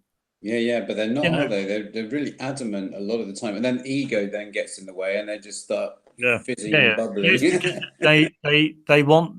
they want the globe society. They want the processed world that they've got. Yeah. Even some flat earthers want that too. Even some flat earthers want that. They really enjoy the globe society, because for a lot of people, this is the best it's going to get. Well, yeah. For a lot of people. I mean, when you think about it, we've had, but it could be so much better. Absolutely, they don't realise. It could be so much better. The thing is that we've had, we've had motor cars for all transportation in the motor car form since Ford. A long time ago, or even before then, with maybe Daimler or whoever, I don't know. But cars essentially haven't changed. They haven't changed. Look at the fuel tanks; they just haven't changed. Absolutely, nothing's changed. Still got four wheels, and they're still using fuel.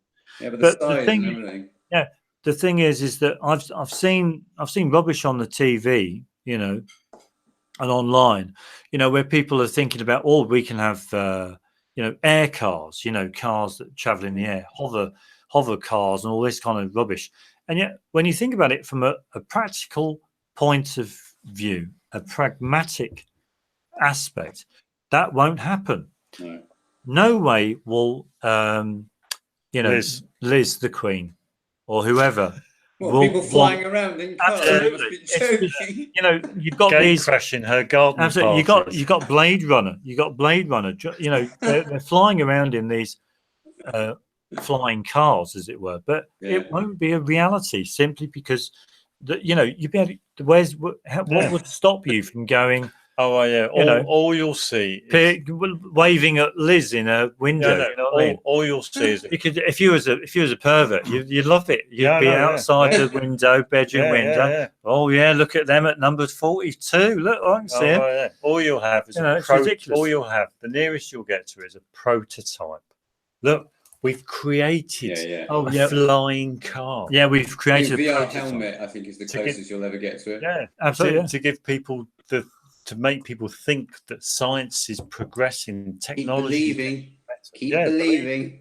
Keep believing. Keep believing. Absolutely. Keep believing, yeah. It's. Well, you've only got to listen to the songs, haven't you? Believe that? When Nick just said that. Don't stop believing. Don't stop believing.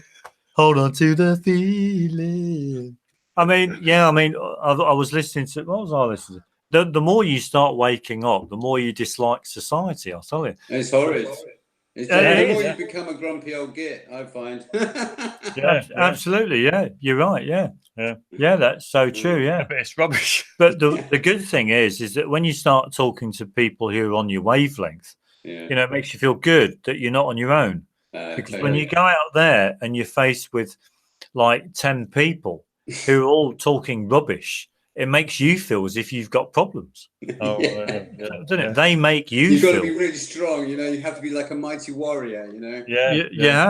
You've got to be absolutely. You got to. But at least one good thing. Yeah, at least you're not wearing a fancy dress. No, absolutely. Now this is one of the things that annoys me about this society, and that is when you go out into this society, the Globe Society, you see people in fancy dress costumes. Yeah, they give you a noose to wear around your neck. What's that? They give you a noose to wear around your neck. Like they call it a tie. Oh yeah. Oh sure. Yeah, absolutely. Yeah.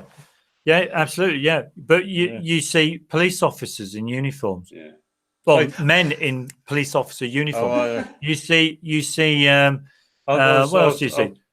Town criers wearing their garb. You see judges wearing wigs. It's ridiculous. You see military personnel wearing their uniforms. It's absolutely ridiculous. First of all, fun, isn't it? All walking around in tights and funny outfits, waving wands with jewels on the top. You know. Absolutely, yeah. It's just. I was walking back, and where we live. It's like a circus. Yeah, it is like a circus. I was walking back, and there was we have a few university properties that belong to the university near us, and a car pulled up, and a couple of guys got out, and they were all wearing these yellow high-vis flak jackets. Oh right, okay, kind of thing. I'm thinking, are they the police?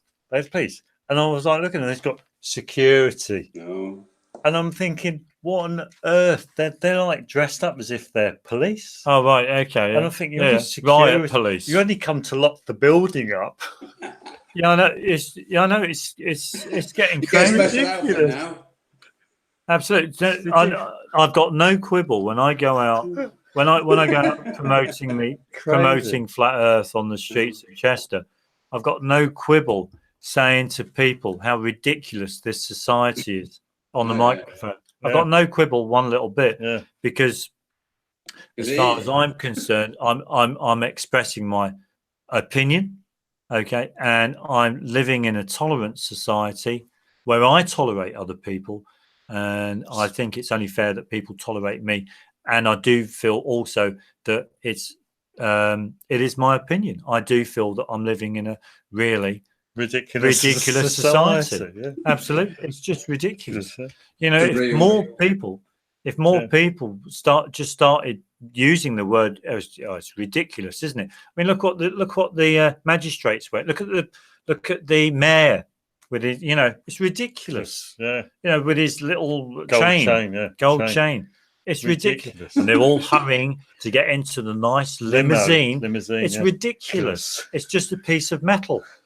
It's the value. It's the value of man's processed world that needs to be addressed, really, because people value the processed materialism rather than the very people that live in it. Absolutely. And also rather than the substances that man's used to process, or not man's process. Absolutely. But it's just ridiculous. It's because people aren't educated properly. So. Absolutely, of course, but there you go. Yeah. Never mind. Things will change, I'm sure. They've got to. Well, everyone should become a flat earther. Absolutely, everyone should become a flat earther. Yeah. We're a completely silent or whatever it's secret society, because otherwise they'd have told. Oh, it's incommunicable. Oh yeah. Hello. They'd have told us the truth. Everything's a secret. Everything's a secret. Everything's a secret. No, have you? Oh yeah. No. You there? Hello? I'm back. Oh. I'm here. You there? Did you say everything's a secret? Yeah. Otherwise, they'd have told us the truth. Well, yeah, but to be honest with you, I mean, there's an awful lot of confusion out there. Yeah. There's an awful lot of confusion out there. When you go out your front door, all you're faced with is confusion. Yeah, that's what you should do. When you walk out your front door, just have it in the back of your mind that you're entering into a world filled with confusion. Well, filled with confused people. Sorry, yeah. So it's confused people who make these signs that get you thinking that if you vote for Labour, you'll get change when nothing really changes because the political system doesn't change. If you know what I mean. You can understand the confusion. It's only put there by confused people.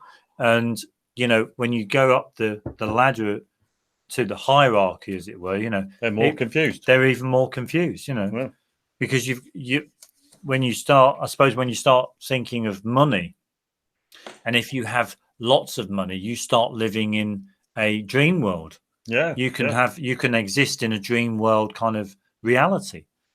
Well, you don't even know. Or unreality, really, that you think is real. Yeah. But you don't even know who you are. Absolutely. Well, you've lost who you are. You've lost who you are. Absolutely, yeah, of course. Because you're pretending. Absolutely, of course. Oh, hello. Did you have a lovely time when you went to the Bahamas? Oh, it was lovely. Yes, absolutely, yeah, of course. Lovely, yes. Yeah, I mean, it's... Yeah, you would have enjoyed it. Yeah, I'm you sure. only had to think about it. Oh, yeah, sure, yeah. But, it's... Yeah, it's the reality. I mean, Russian visitors often said about people not liking... Prefer the dream rather than reality. People prefer the man's processed world than reality. The unprocessed. Yeah. I mean, when you think about it, man processes the world to make or to give the impression that he's making life better for everybody. Like we can have cars, we can have this, we can have that. We've got telephones. We've got a lot more than your Aborigine in Australia. But what man fails to overlook is one person's happiness. Absolutely, yeah, sure. Where does this all come into the equation? Absolutely, because we do. I suppose we consider that people are more important in society. And we also consider that people's individual happiness should be paramount. We get a flat earth hug from me. Sorry? You get a flat earth hug from me.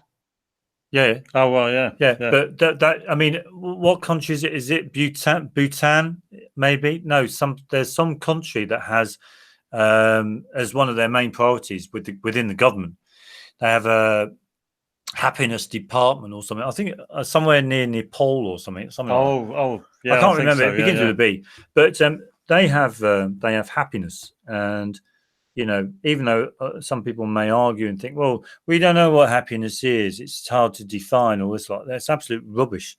At the end of the day, people's spiritual well-being should be the paramount in this society. And then you ask yourself, what's the church been doing? Absolutely. For the past 2,000 years? we're not religious at all. Money. Absolutely. It's been going. We've had Christianity. They've got the biggest television, haven't they? Yeah, I can't understand how anyone can support a church. Absolutely, or a religion. Absolutely, you don't need it. But you've had Christianity for allegedly 2,000 years. And what's changed? They want to keep us back in the dark ages. Absolutely, yeah. Sorry, because nothing's changed there, has it? Nothing. Well, it's another belief, isn't it? Again, we're getting back. Yeah. See, this is why it's good for the proliferation of flat Earth over the past few years, because it's making people think about beliefs. Because the thing that someone would actually say if Pete was out promoting flat Earth, someone walked past and said, "Flat Earth, oh, I don't know what to believe anymore." That's the sort of thing they'd say. So in some ways it's good because they're forced not to believe in anything. Absolutely. Yeah, because they just can't cogitate what is true and what isn't. So they then have to make up their own determination. Absolutely, what they've got. Absolutely, of course, It's absolutely wonderful, But I'm certainly looking forward to being a recipient of some wonderful proof that we're absolutely wrong with water and that we're wrong with air and oxygen. Because we always say, we'd love for someone to give us some proof that we're wrong, so that we can take the channel down, we can stop looking at computer screens. Absolutely, we can get on with our lives. We can live, we can sing and be happy. Absolutely, we can be like Julie Andrews and the hills are alive with the sound of music. Oh, isn't that lovely? But that ain't going to happen, is it? That hasn't happened. Trouble, have you got questions you'd like to ask as you're here? Yeah. Like, I get all the protons and neutrons and photons and all that stuff's not real. But what about the cells in our body? Is that real, or is that just made up stuff too? The what? Solar powered body?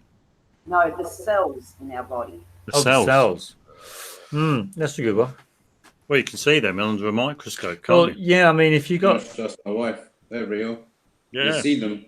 Yeah, if you can see them, then they're very. I would say if you can see them, other people can see them. Then obviously you've got very firm proof that they are very real indeed. They exist.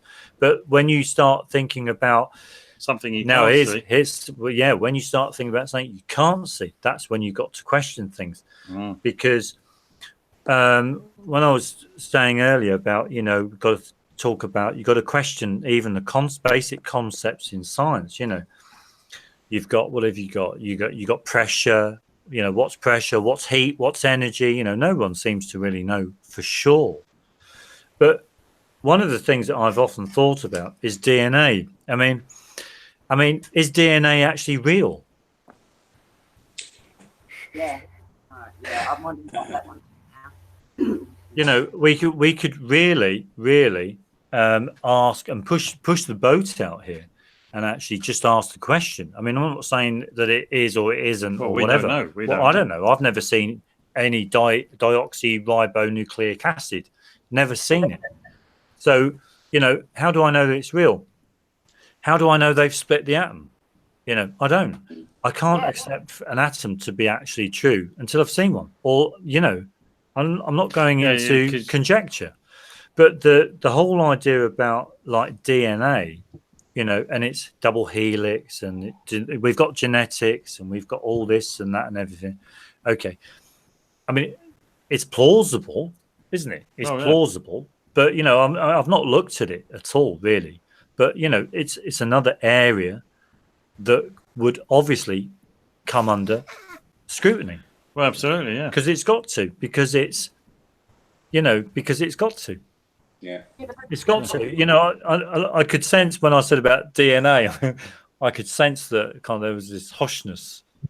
Well, yeah, but you know, I mean, it's that's something. DNA is something you and I haven't looked into. Yeah, we've not looked into DNA, but I mean, biology is something that we've not. We don't. Like I've said before, we don't really go into health because I think a lot of people might not like some of the things we say. Really. So we steer clear. But you know, when we're thinking about DNA, you know, I mean, I've not seen any proof that DNA. You know, there's no DNA detector, or you know, nobody can show you it under a microscope, even. I'm sure. Yeah, and if we could just work out which of the sciences are made up theories and which ones are real, then we'd be able to see a lot clearer what the hell's going on. Yeah. You totally agree. Yeah, you know, but one thing you've got to remember is that in the processed world, the number one priority in the processed world is jobs. Absolutely, it's all about jobs. Now, if you've got yourself an understanding of, say, genetics, you know, you've built up a whole industry up on quite possibly. I'm not saying it is or it isn't, but quite possibly an axiom, and that axiom could be obviously not true. But you've still got all of these jobs. All these people are just playing around with blood, playing around with cells and doing all of this stuff, syringes, and putting drips and jobs and all this kind of stuff, because they literally only think that there are such things as DNA. Now, it would be an interesting one for you, Nick, because your partner's a microbiologist. But at the end of the day, I mean, you know, you got to ask yourself: are they actually real? You know, I mean, I don't know. No. You go into a laboratory of a microbiologist, they will not be able to show you DNA. Yeah, they won't. You know, so hold on. She's fallen asleep. I should ask him. I think she's fallen asleep.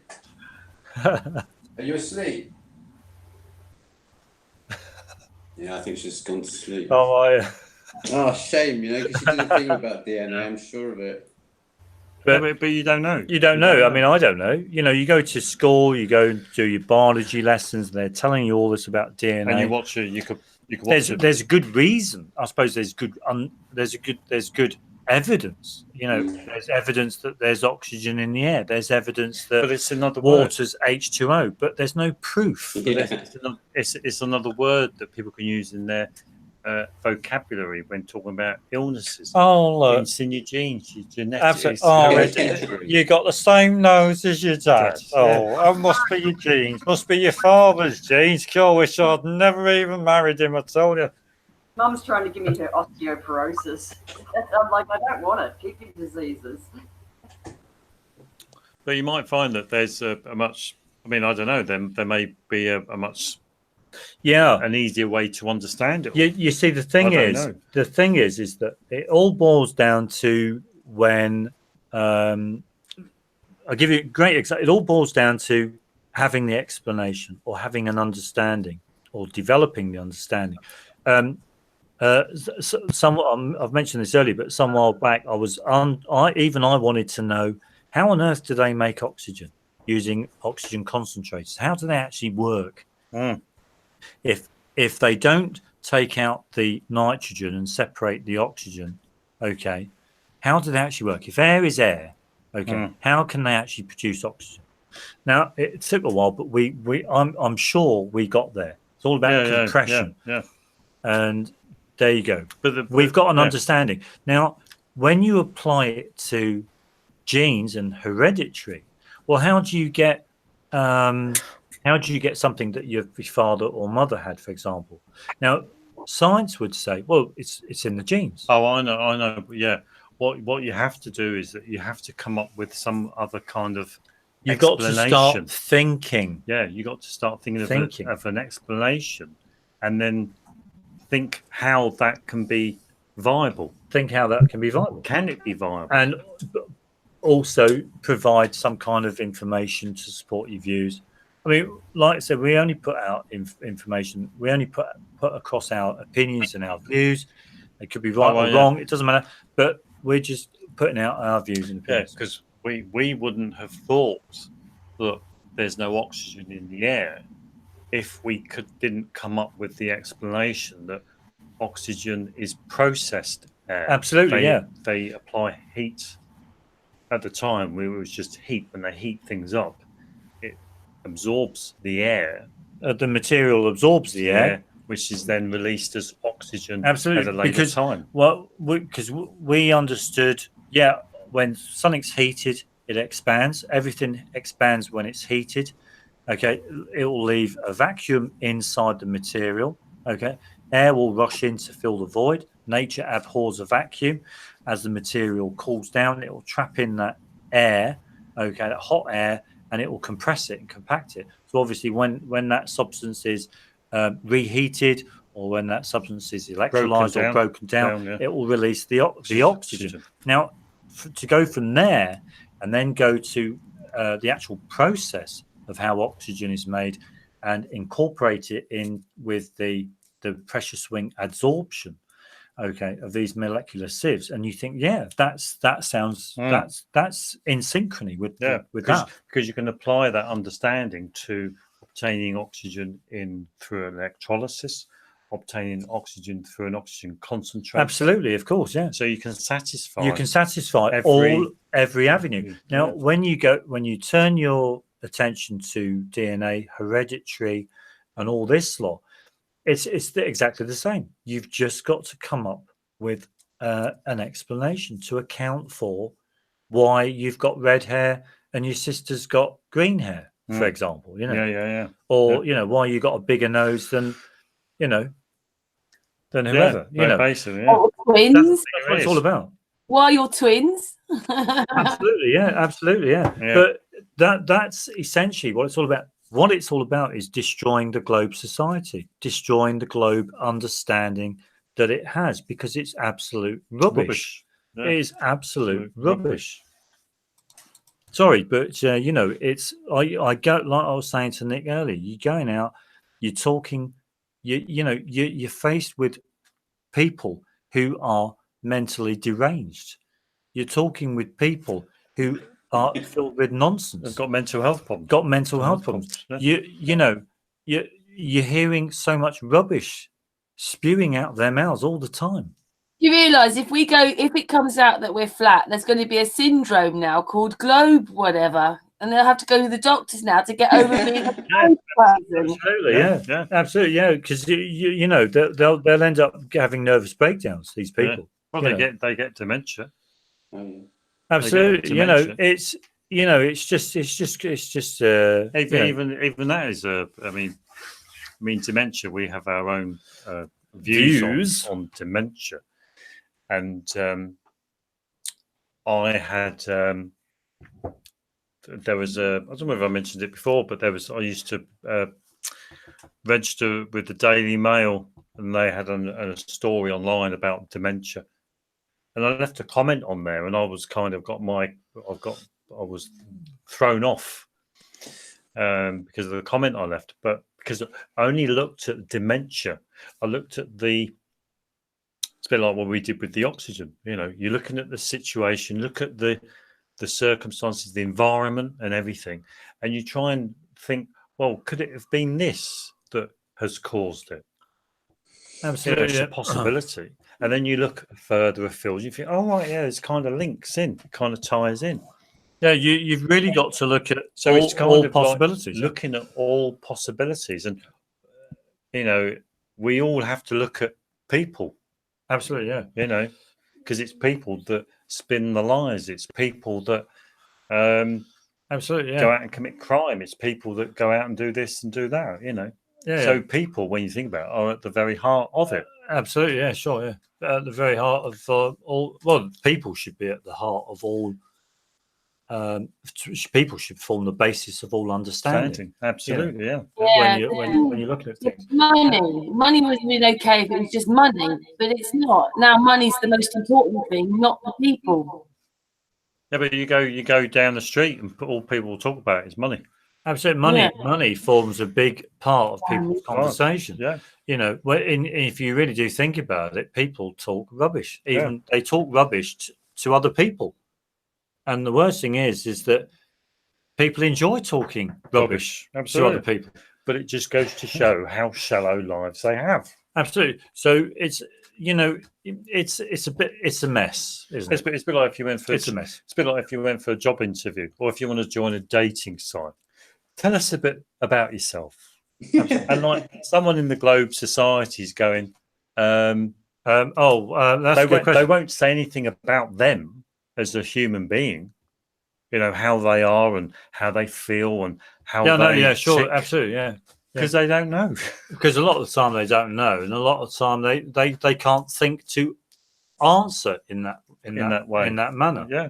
You know, I mean, it's I've got to admit, could do with an overhaul, huge, humongous overhaul. Absolutely, the whole society, you know, is just rubbish. Yeah, rubbish. But trying to make people think that it is rubbish. That it is. Well, a lot of people know that it's rubbish. A lot of people do that. But to try and get people to think that it can be better. Yeah. This is the worst part. I mean, getting people to understand that it could be a whole lot better. Not just for you guys, for Peter and myself, but for everyone. It can be a whole lot better. Yeah. You know, but it might not be better. That everybody gives you a choice of what you have now, or it could be worse. Nobody ever goes for that. It could be better. It's always, well, be grateful Japan didn't come to Australia. It was the English. You know, it's like, what if somebody wonderful had to come to Australia instead of invading? You know? Yeah. Well, it's a bit like what we get, or what I get, is like about Hitler winning the war. You know. Oh, right, it's the same kind of thing, and yet Hitler winning the war. Oh, right, but how do you know? How do you know that Hitler may have been a better leader? Things could have been better if Hitler had won the war. I don't know. Yeah. You know, and yet people have the nerve to say, well, you know, things would have what do they say? Things would have been worse. Things would have been worse. We fought for you. If it weren't for them, you wouldn't have what you got now. You know, and you think it's just ridiculous. Absolutely ridiculous.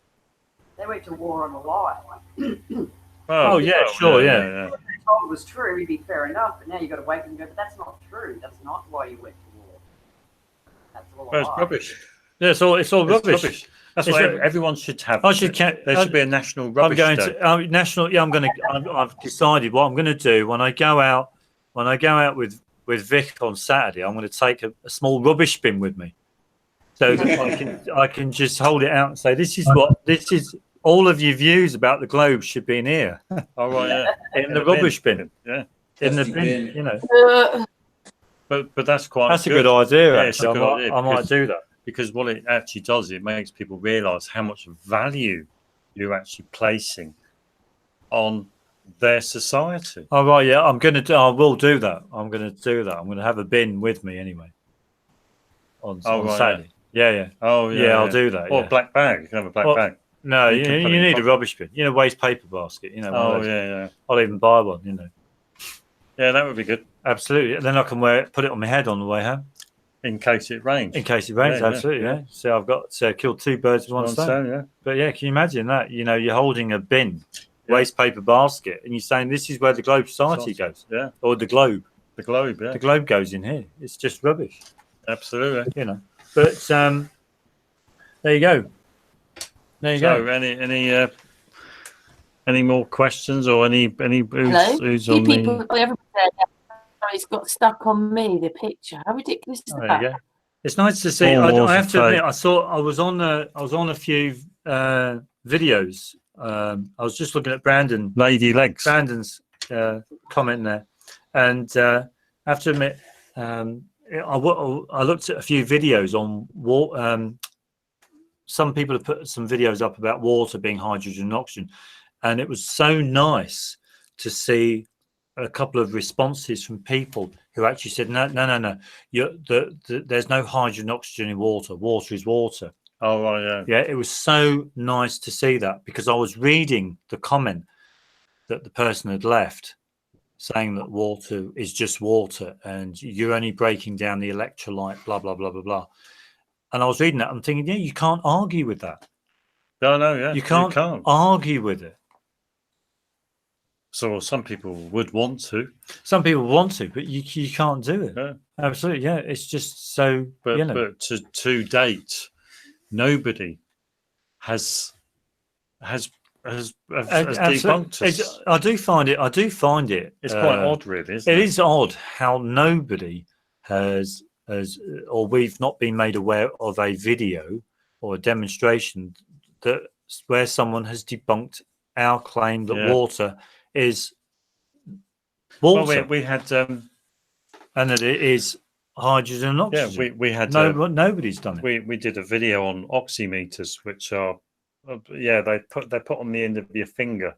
Oh right, yeah, sure. And they're supposed to measure the oxygen oxygen levels in your blood. Your not arterial, but your peripheral oxygen. Yeah. And like we're thinking, well, how can it measure the oxygen when it's just pressing down on your finger? That's what we initially thought. But it's good that when we do these videos, because we got it wrong. We misunderstood what the devices did. Yeah, but some people send us information that say, it sends light through your finger, and that light is able to determine how much oxygen. Absolutely. I mean, we had one guy leaving us a comment, and we got into a conversation with this guy who was supportive of oximeters and that they measure oxygen, or detect oxygen in the blood. And we actually put forward that it's measuring the water content in the blood. Absolutely. How clean the blood is, really. How clean the blood is, because we're breathing in water vapor. How dirty it is. And we haven't heard from him since. Absolutely. And the guy came across as being quite knowledgeable on oximeters and how they work and everything. And yet he hasn't gotten back to us at all. Yeah. Alex Windsor, wasn't it? Yeah. Disappeared. Gone. And you know when you encounter behaviour like that from people, you've got to ask yourself that you're right, haven't you? Yeah, I know. Yeah. Well, you've got to tell yourself that you're right. Yeah. Well, we must be right, because they're not coming back and saying, "Look, you're wrong."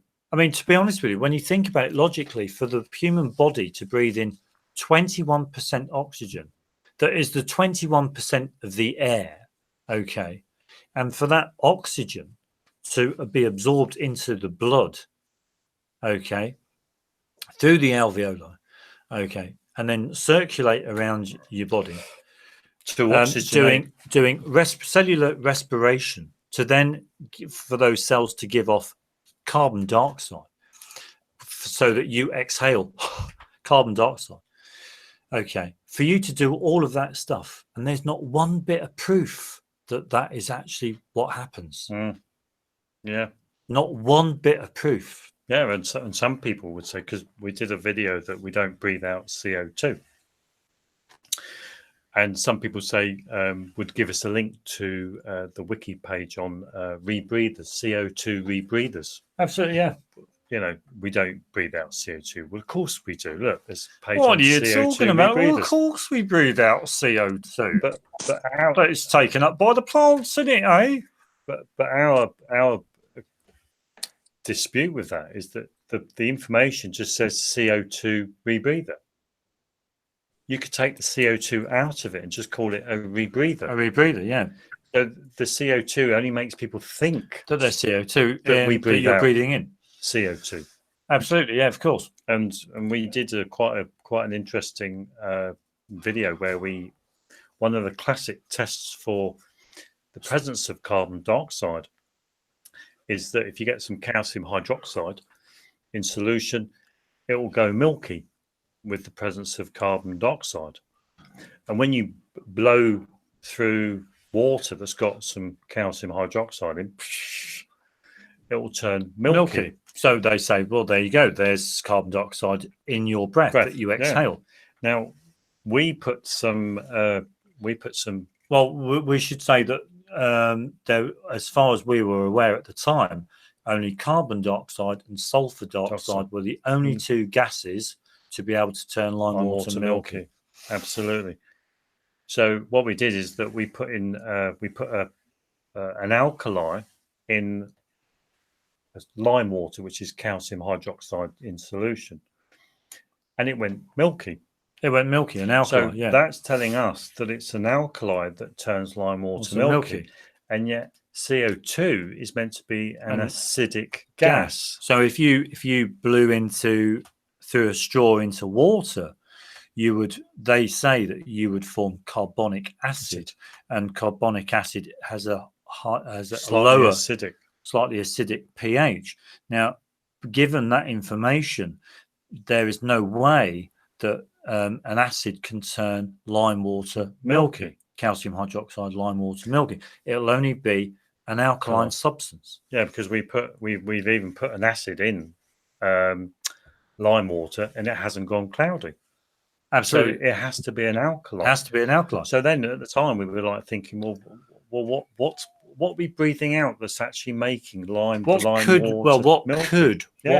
do it? Yeah. So we eventually, after a few months, obviously, we eventually came to the conclusion that it's possible, more than possible, that it's an ammonia-based gas.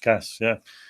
That is causing the lime when you blow through, turning it's an ammonia-based gas that's turning the lime water milky and not CO2. And it's because ammonia is a result of a protein metabolism. Which would make sense. So if you think we're an animal where there's lots of proteins or whatever they are, you know what I mean? So it's more than plausible to think that it makes more sense that there's an ammonia-based gas in our exhaled breath than carbon dioxide. Absolutely. I mean, there only needs to be a small trace of it. Because that's another thing that I actually thought of, and that is when you're actually looking at science, how can a gas like carbon dioxide be produced from lighting a piece of wood, and the same gas can be produced from burning a piece of coal or fermenting beer? Fermentation. The same gas can be produced. Or the same gas can be produced from vinegar and sodium bicarbonate. But they would say, see, the thing is with chemistry, man's process world, is that he likes his elements. Yeah, but the only thing that they've noticed is that this gas just puts out a flame, extinguishes the flame. Oh, it can turn lime water milky, but it doesn't mean to say it's the same gas. No, it doesn't mean to say it's the same gas, but the man's process world likes to have elements, chemical elements, qualities, recognizable qualities of substances. Absolutely, because we've already demonstrated that chlorine is not an element. Absolutely, yeah. Chlorine is more of a compound substance because it's derived from sulfur and iron 2 sulfate. Well, it's derived from iron 2 sulfate, iron 2 sulfate, and anything else probably, and a chloride mixed with a chloride. Mixed with a chloride. So what we should do is get some iron 2 sulfate and mix it with a chloride. Absolutely, and see what happens. Absolutely. You might get a metathesis reaction. Yeah, because you've only got to smell, because the iron 2 sulfate is a crystal, and it's actually green in colour. Absolutely. So it's possible that the chlorine, which is yellow-green, could get its colour from the iron 2 sulfate. And sulphur's yellow as well. Sulphur's yellow. So it could get sulphur, yellow, green vitriol. Yeah, absolutely. Green. Yeah. So that's another thing we've got to do in science as well. But it's interesting stuff. It's all interesting stuff. It's all gone quiet there. No, we're still here, and chat room. I'm falling asleep. Haven't they finished talking? They've been rabbiting on and on and on. I don't know. Musicians for Truth is saying that you're amazing musicians. We're what?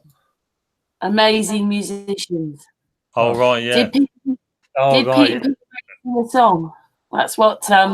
We had air guitar on a whole nother level. Yeah, absolutely. Yeah, absolutely. I firmly think this guy should go into I firmly think there should be an air guitar. People should be putting up videos on YouTube for air guitar. Air violin as well. Look, or air violin. You can have the funeral procession going past. See, wasn't it good? We have our news ticker on our videos, and I was walking down the street and I saw this hearse go past, and I was just thinking, I had to text Peter and I put funeral directors use drone to take deceased up to heaven. Yeah, no, it's great because you can just think of something and then it goes straight into our news ticker. Absolutely, yeah, absolutely, yeah. But I have to admit, I mean, we're thinking about it's Carolyn Goodman Day. Absolutely, yeah. Hello to all who are in the chat. But we're also thinking about. I mean, when you look at the Globe Society, you look at all of it, and I have to admit, you look at its customs, you look at its rituals, traditions, you know, and you realise a lot of it. I mean, 95% of it is all rubbish. I mean, who wants to? When you die, who wants to go in a hearse? Yeah, no, yeah. I mean, I wouldn't want to do that. Yeah. Do you know what I mean? Yeah, you know, I'll be quite happy in a car. Yeah, but it's ridiculous. On the bike, somebody pedaling a bicycle, you know. Yeah. The only reason why they do it is because a lot of people are frightened of death. Absolutely, so yeah. It's just ridiculous. They want to hide it. Absolutely, yeah. I mean, you know, the whole, you know, I'm so pleased I don't vote. I've never voted in my life, I'll tell you, and never will. Never will. Yeah, I never will vote. Yeah, I know. Yeah, absolutely, yeah. But even chat room. Does anybody in the chat room vote? Because I've stopped voting as well. Yeah, because I'm getting to the I got to the point where even I'm talking to people. I really can't understand why people vote. Because you're voting. Do you vote? You're voting.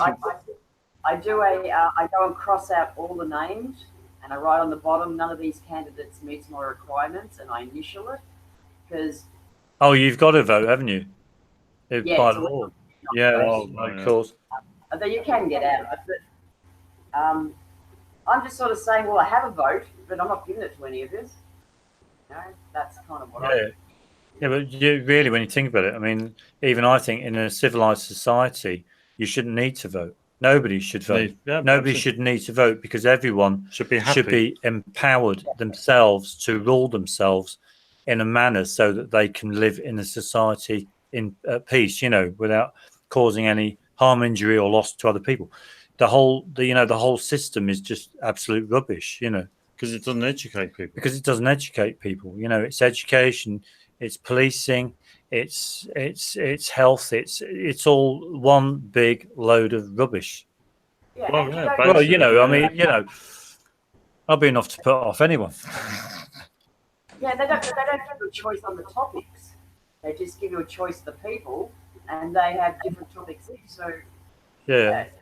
But it's worth doing. It's still a load of bullshit because absolutely, yeah. Did you say the word bullshit? No, I don't swear. Yeah, absolutely. Yes, rubbish. Yeah, because your vote doesn't change anything. Absolutely, yeah, sure. It doesn't change the system. Absolutely, but you see, the thing is, the more people, you know, get to be aware of flat Earth, for example, as one thing, as it were, you know, at least there's, you know, starting to be a growing awareness, you know, of change in the air, you know. Which is true, you know. I mean, so you know, some guy I was speaking to on Saturday, you know, he's saying, you know, what you're doing is just ridiculous.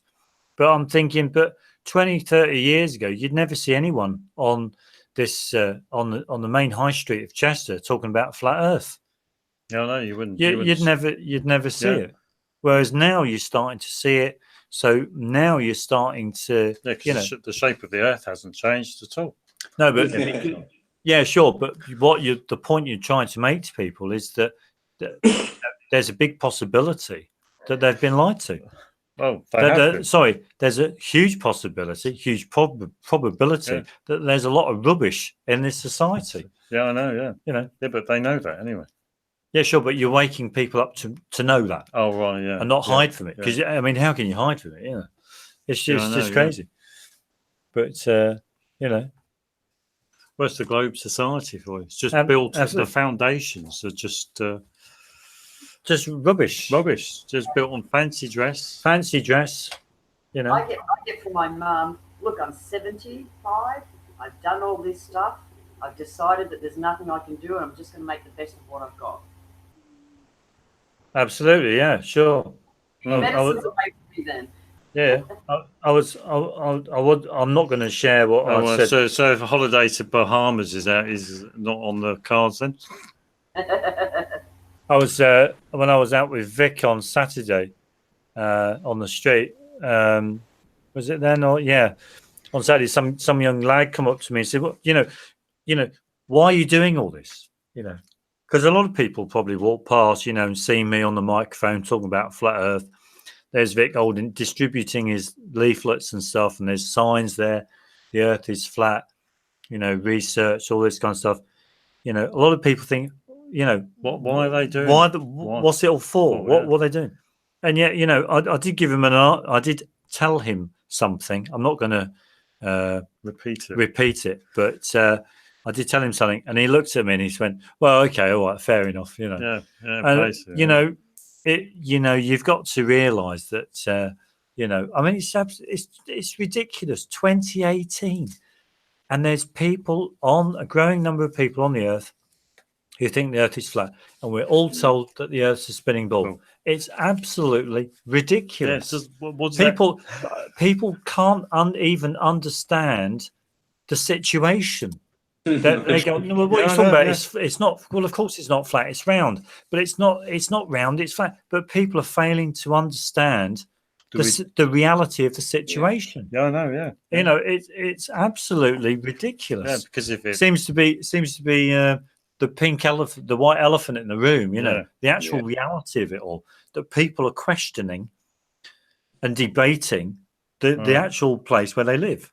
You know, and it's just ridiculous. For a society, 2018, supposed to be civilized, supposed to be developed, with lots of technology and all this, and yet it's ridiculous. Hasn't gone anywhere. Hasn't gone nowhere. Hasn't gone nowhere. My life now, living it now, would have been the same, more or less the same as what it would if I'd have been born 2,000 years ago. Nothing has changed. Well, yeah, you know, it's that reality of life that hasn't changed. Yeah, because the green grass doesn't change colour. Absolutely, the grass hasn't changed colour. You know, the sky hasn't. Still grow. Absolutely, the sun's still there. Yeah, the moon's still there. The stars. You know, everything's all there. And we haven't advanced any, really, even though people think we have. Absolutely, well, it's an illusion, isn't it? Yeah. Well, if people think that we've developed just because we've got motor cars. My fridge lasted 35 years. The one I've got now is going to be lucky to do 8. So how is that an advancement? Sure, yeah, absolutely, absolutely. Point, but the thing is that what would be advancement if everybody lived more harmoniously. Now that would be an advancement. Oh, right, yeah. See, that could be a goal for the UK, the United Kingdom, or the disunited kingdom. Oh, right, the disunited kingdom. That could be a goal for the future. For the old Queen Liz should be there on her throne saying, "I decree that in 100 years' time, all citizens will get on with one another." That's what I wanted to ask you guys. I've heard over here that Charles is going to step aside, and William's going to come straight in as king after the Queen. Is that?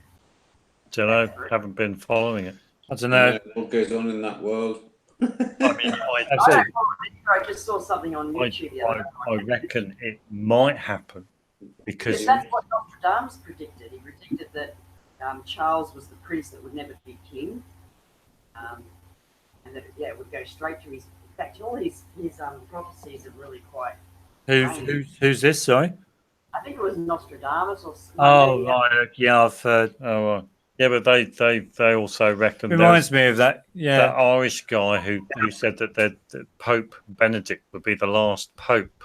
Well, yeah, there was that. There's been so many, and yet what will happen is that someone will come along with a different story from 400 years ago who's predicted something else.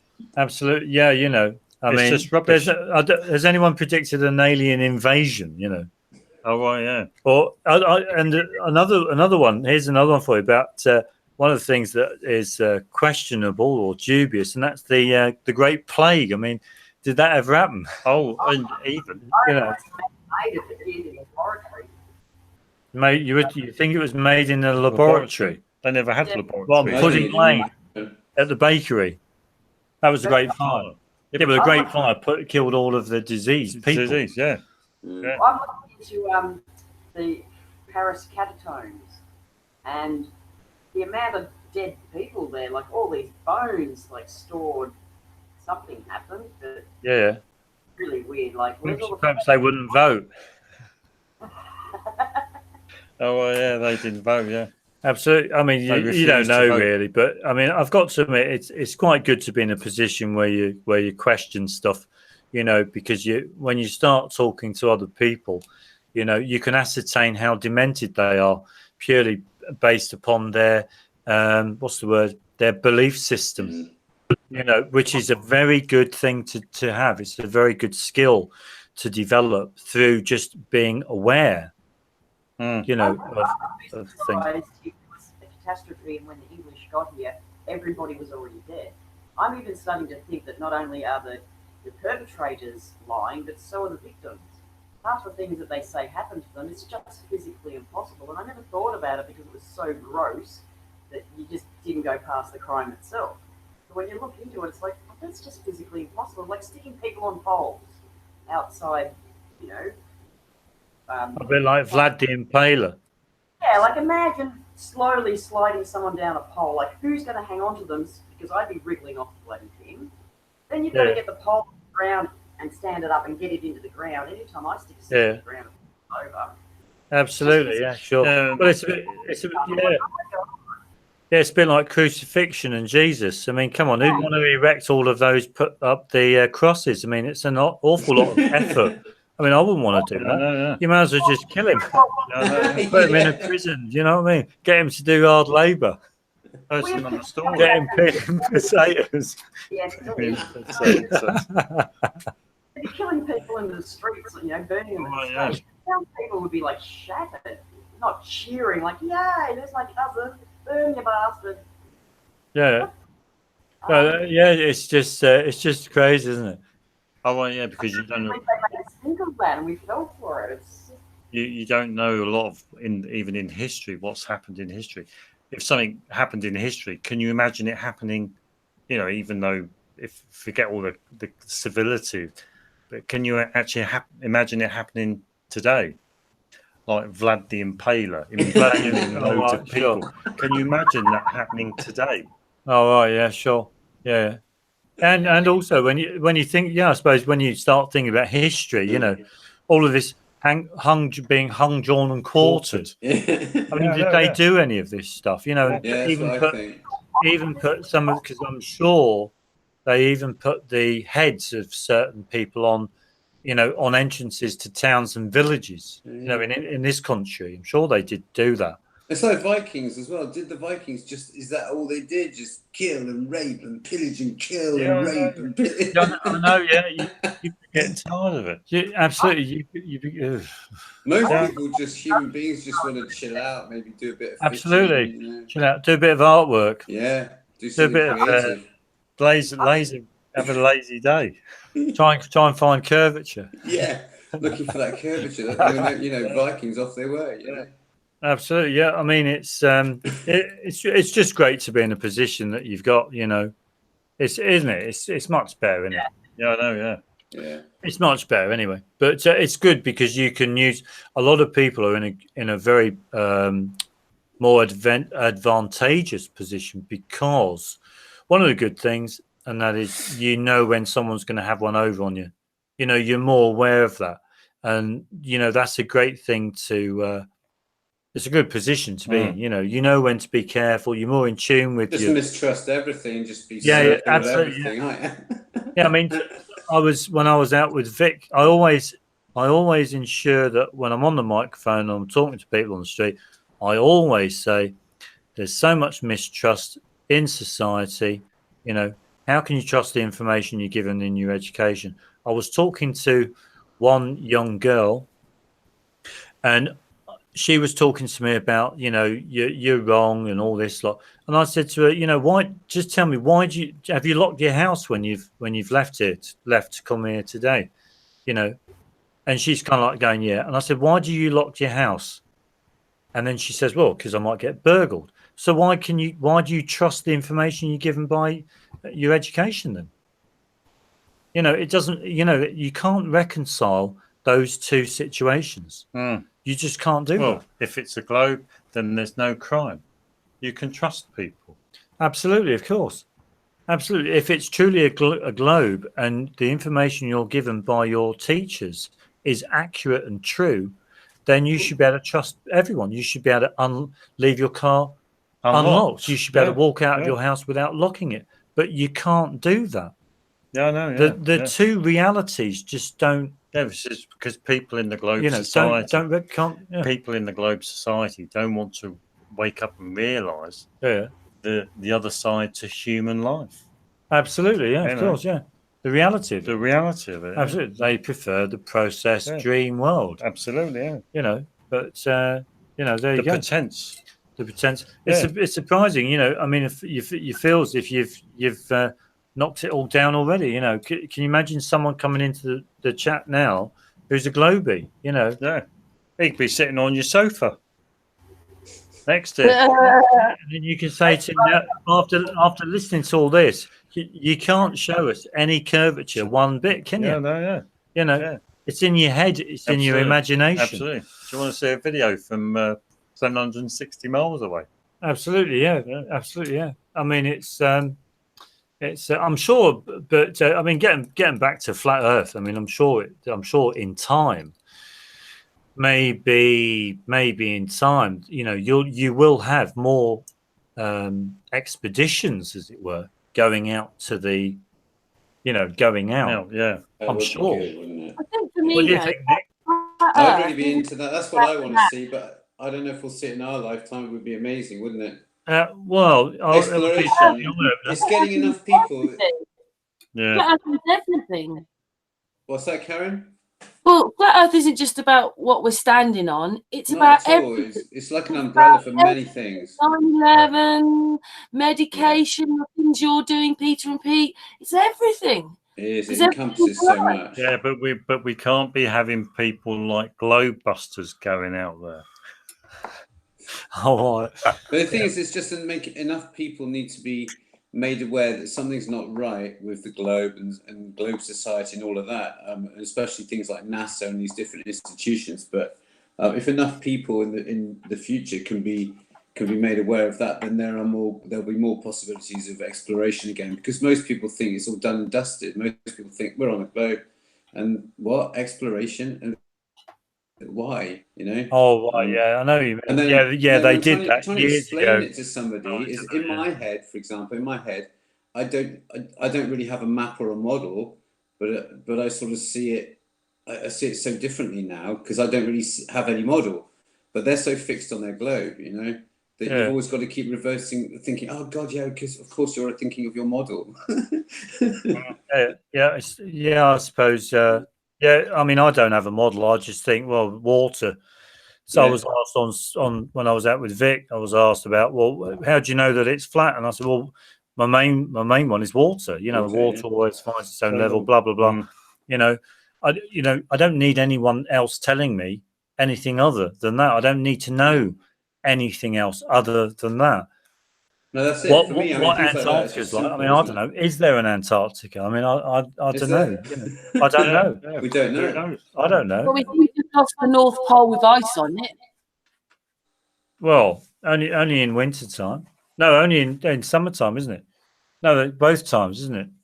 Because North Pole is kind of like on an ocean. Is it? Is it? Well, is it? We don't even know that, do we? Beyond Greenland, what do we know? What is beyond Greenland? Yeah, but some people say there's Mount Meru. Well, yeah, I mean, apart from conjecture and all of those possibilities. Conjecture, yeah. Absolutely, yeah. Absolutely.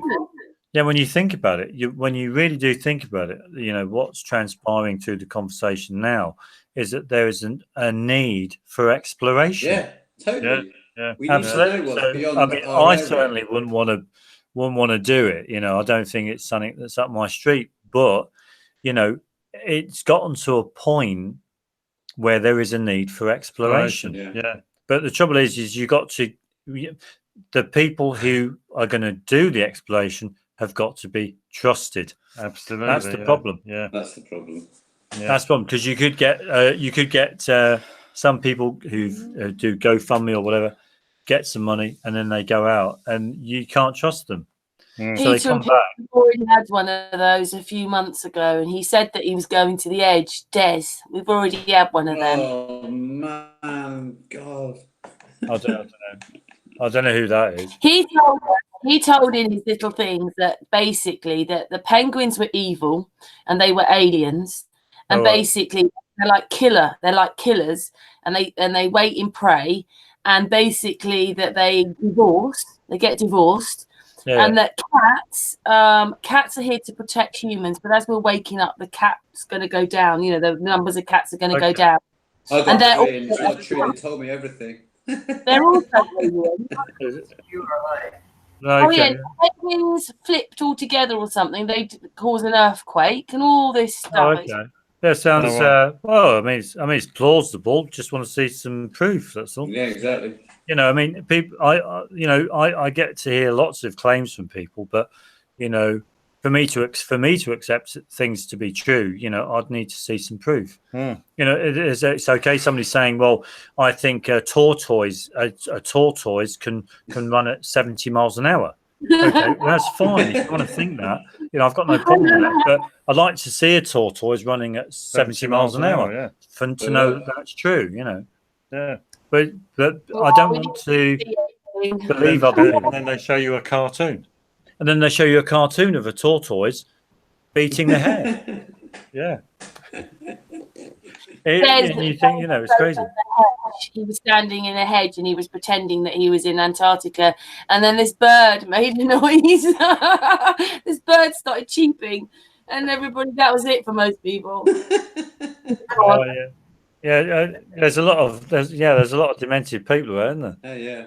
You know, well, people are so stuck on the ball, but a lot of people that have come into flat Earth seem to kind of want to keep hold of the ball by enclosing themselves in some kind of domed, glass-ceilinged environment, like a snow globe. You know, you get all of those kind of flat earthers as well, and it's just why are you swapping one prison for another? Sargent, maybe. He's a snow glober, isn't he? Really? Yeah. I find that very strange. Yeah. I mean, I'm not. I don't know. You know, I don't know. I've never been up high enough to know if there's a. You know, the worst thing is that if there is a dome, you could actually go take a globie, to the edge. You know, bang on the dome. You know, and they'd still think you're lying. And they still think they're on a globe. Yeah, you put that up there on purpose, didn't you?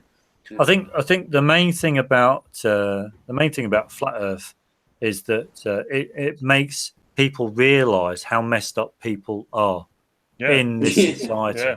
Through their education, through their upbringing, through lots of other things, avenues, and media influences and all this lot. And at the end of the day, you know, it's you can discover sanity in a sea of insanity. Yeah. Can't you? And that's great. You know, if you've got sanity, that's something to be proud. Well, not proud of, but something to be pleased with. To have. Yeah. Yeah. Pleased with. Yeah. Absolutely. Absolutely. Yeah. So we're the only sane people. So we're the only people in the chat. Absolutely. Yeah. We comprise sane people. And all the other flat earthers. Absolutely. On the earth. Absolutely. It's great. We should be going soon because it's like 10 it's getting late. I've got a busy day tomorrow. Only 3 hours talking. You've got another 3 to go yet. Who have? I'm only joking. Yeah. Oh, absolutely. Yeah. Oh, yeah. I need my ugly sleep. Yeah, absolutely. Yeah, I could do it. I could do with some kip, and you know. Trouble about or Nicolas, is there anything else you'd just like to ask them before they go? No, not at all. It's been really great just to Just to tune in and it's been very what's the word? Very lovely. It's been lovely. No, it's been really good. It's nice to talk to people. Nice to talk to people who are on the same wavelength. Like-minded people. Or should we say like-minded flat earthers? Absolutely. Oh, absolutely. There we go. Superb. Lovely. Well, I'm glad that Trouble was here because Trouble really loves you, and she's the person that's put us in touch with you. So, yeah, I'm glad you're here, Trouble. Yeah. Well, next time you'll have to make it. Well, anyway, get out of bed early in the morning. Absolutely. Yeah, sure. Go and catch some rays. Thank you so much. We enjoyed it today. Thank you very much. Yeah. Thank you, Karen, very much. Yeah, thanks for having us. Karen. And thanks, Trouble. We'll see you next time. Thanks, Nick. And thanks, cheers, guys. Patricia. Cheers, everyone. Patricia. Cheers, all. Yeah, and always remember, if something doesn't make sense, it's nonsense. Absolutely. Absolutely. Great. Yeah. Okay, then. See you later. Cheers. Thank you so much. Thank you, Bye. Cheers, Karen. See you later, guys. Bye. Bye. Bye. Love you. Bye, Patricia. Bye. Yay. Bye, guys. Patricia's there. Oh, gone. Who else has gone? Oh, that was nice of them. Everybody's gone and left the girls here. Yeah, no, I'm still here. Well, do you want to talk for a little bit then? Because you were talking to me about things, weren't you? Anyway, you know, like you had ideas and things. You just haven't come on, and you haven't been on a bit lately, have you? No. I've been a bit busy here. My youngest graduated high school last week. Yeah, I've been looking into the multi-parts. That's just so interesting. I know. Anyway, you changed the colour of your hair, haven't you? No, not accidentally. Because I dye it all the time. And I just pick up the wrong boxes. The pictures look the same, but the colour, and it said light brown, but it's gone black. And so I did light brown again, and it went black, and it's not fine. Black hair for a while. I think I like you that colour, actually, Trouble. It suits you. I think it looks terrible, but anyway. Yeah, I'm very dark, and I went to a party and I put a blonde wig on. I'm not a blonde. It doesn't suit me at all. But anyway, Patricia's here. Patricia, do you want to say anything as you're there? No, it's been really fantastic. And hello, Trouble. Hi, Patricia. Hope you're all right. I love their water information. It just makes so much sense to me that the water's liquid air. But you can't really mention it to many people. Everybody looks at you as if you're crazy, including the flat earthers, which is a shame. I mean, if you're going to be tired with the craziness of being a flat earther, you might as well go the whole hog and put water in, and you know what I mean.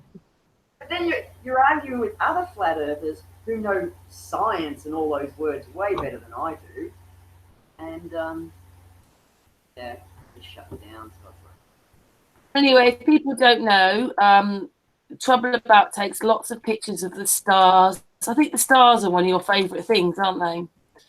they are at the moment. I mean, I did years of the moon. Yeah, I'm on the stars at the moment. And I got one last night, actually. On the horizon, there was this star flashing away.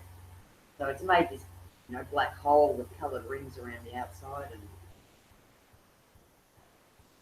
yeah, I've just, for a little while, I was putting up the star pictures, but then I get professional photographers and globies coming and telling me that they're out of focus.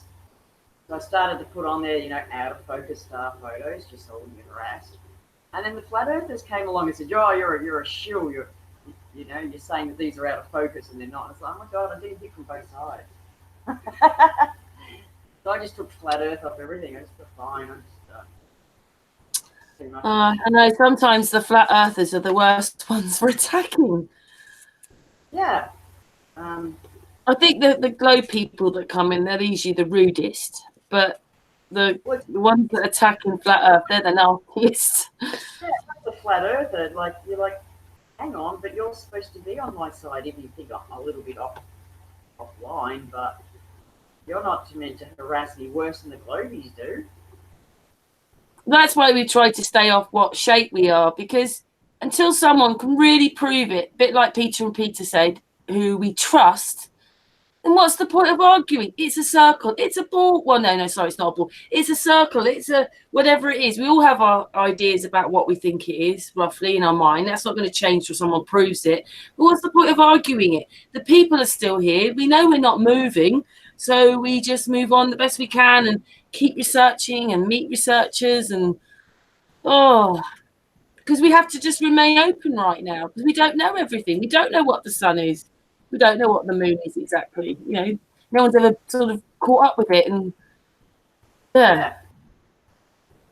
If we could prove how far away the sun is, it'd be perfect, wouldn't it? That would just solve everything. If we could just get everybody to believe that we have no chance of knowing how far away the sun is, if it is that globe sun, unless, you know, like, until we get some more real information about what's up there, you know, like from the rockets and the people that actually do have those kind of aeroplanes and all that sort of technology, it's almost pointless because, you know, not giving us the information to work on. Yeah, no, actually, it's more than that. It's disgusting. Yeah. But people are just too busy with their lives to know that it's important. Like, I mean, if they're going to lie to you about the shape of the earth, nothing's sacred to them. I know, and the thing is that they think we're crazy, and yet when you actually work out what we're supposed to be doing, then aren't they crazy? They're still believing it. And some of their replies are so bullshit. You know, when I put in there, the Earth's not moving, I feel no movement. And that's a nice solid statement because even the globies will agree, no, you don't feel any movement. But then they come and tell me, imagine if you're in an aeroplane. And I'm like, but my body's not in an aeroplane. My body has no roof, no walls. Take the walls and roof off the aeroplane, now let's compare it. And not only that, you know, like blindfold me and put me in a boot of a car and tell me that I don't know when you're turning a corner and things like that. Of course I do. People get car sick. Like we have this inner ear thing that keeps our balance. And if I'm going to be spinning and flying around, I'm going to be throwing up. Yeah, well, imagine going on a Big Dipper right now, you know, especially in America. They've got double dippers. Imagine going on one of those. Imagine how that makes you feel. And they just have this overall claim that when you get into the details, it makes no sense. You know, like the Earth is spinning at 1,000 miles an hour. Well, which bit of it? Like, because the bit in the center is going to be going a lot faster than the curve, you know, the ball bit at the bottom. So, like, you know, it's really crazy about that. The poles are fixed, basically, or you're hardly moving, supposedly, at the poles, and yet the whole thing is moving thousands of miles an hour at the same time and going in 3 different directions, one anti-clockwise with the moon. It's all stupid. And what gets me is at the moment, Venus sets at sunset, then Jupiter and Saturn go down, and then Mars is still going. And that is just so out of order to me. Like, the planets have an order. There's no way Mars should have 2 planets in between on the way to the sun. And then you get a globe going, oh, well, you do realize that the planets move around. It's like, well, if they do that, then how the hell do you know the order? Because as far as I'm concerned, Mars is now the 4th planet from the sun. Well, you know, it's crazy. Jupiter and Saturn. Well, there's that corkscrew thing. I got into that for a bit. That was just before Flat Earth, because to me, it did explain a bit more than this corkscrew thing. But that's just a load of rubbish because that's moving and we're not moving. I don't know if you remember that one. It came out a few years ago. This how the planets and the sun. We followed the sun and we were doing this corkscrew thing. And I thought, oh, well, that explains more. But that's just a load of rubbish. Well, I remember the 8 one, you know, like the infinity sign, and everything the sun sort of does that. Yeah. So you got into the mud floods then. I know it's very sort of interesting, isn't it? I've shown one about a guy in New York where he couldn't find any plans for this building, and it says it was supposed to be built in a certain time, but there's nothing you can find. But then he was finding that people were just saying it's always been there. I can screenshot some photos if you want, but I'm in the French Catacombs. And it's just creepy. There's just way too many bones there. Like, where are the bodies? Where's the flesh that came off all these bodies? I mean, the story is that they used to, like, cemetery was you had to pay to go in and bury the dead. Oh, I see what you mean, because they would have no, because they're just bones. They had no clothes on. No, yeah, but the flesh. Where's all the skin gone from two? Like, they say there's 6 million skeletons there, which again is another convenient. They've been completely skinned, haven't they? It's just bone. Yes. Like, where is all that? Because what they're saying is they buried them in the coffins, and but they didn't leave any air hole, and the bodies would, you know, fume up and decompose, and then the coffins would start exploding. So they had exploding coffins all over town. So apparently they had to dig everybody up, and it just makes no sense. Like, there's next to nobody around, so who's doing all the work? You know, I don't know. I found one a while ago. It's in Paris. They lifted up this, you know, the cover on the road, and underneath were all these bones all the way down, and then there was a cavern with all these bones in it. And you're thinking, it went up to the street level, these bones. Like, who's putting them in there? They can't be that old, some of them, because the level. No, and this building I'm looking at, which is the church, it's an old photo. When you, like, zoom in and enlarge it, there are bones in the roof. Like, some of the sheeting of the roofs come off, and it is just filled to the brim with friggin' bones. And then it goes down the walls. The whole building is just human skeletons.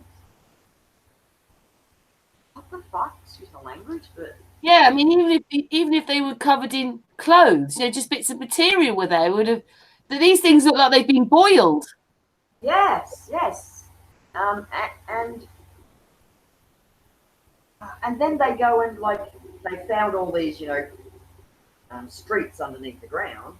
So now they've gone and put all the bones on the walls in, like, you know, in this sick. It's just sick. Who would do that to your relatives? There's no way. And there is something else that happens. This isn't very nice, by the way. And, you know, I used to follow this guy called, what's his name? Oh, my goodness, what's his name? It's richplanet.net. And on there, he's not a flat earther, though. He's into a lot of other things, which especially about Madeleine McCann, but he's into space and everything. So anyway, he was a bit rude to me so he's had all these people against him when he comes out with his stuff, and he took the mickey out of me. I wasn't very happy about that, especially as I've been writing to him and I've been to see one of his talks. Richard D. Hall, that's his name. And then but he does do a lot on these animals. It's usually horses and sheep. And they're out in the fields, and then people come. So it's England, America, other places, but it's not everywhere. These animals get mutilated, but there's no evidence of how someone got there to do it.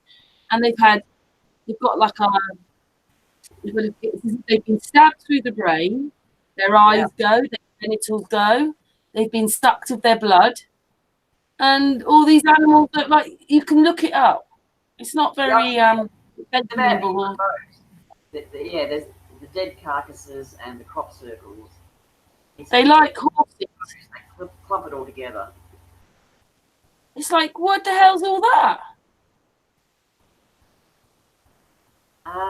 Mind you, I must admit, we've gone through this where you know a lot of those fires in America, or they look like they're done by lasers. So goodness knows what they're doing to these animals. They're probably doing something like that with the animals, just testing and everything. It's an experiment. We're just an experiment to them.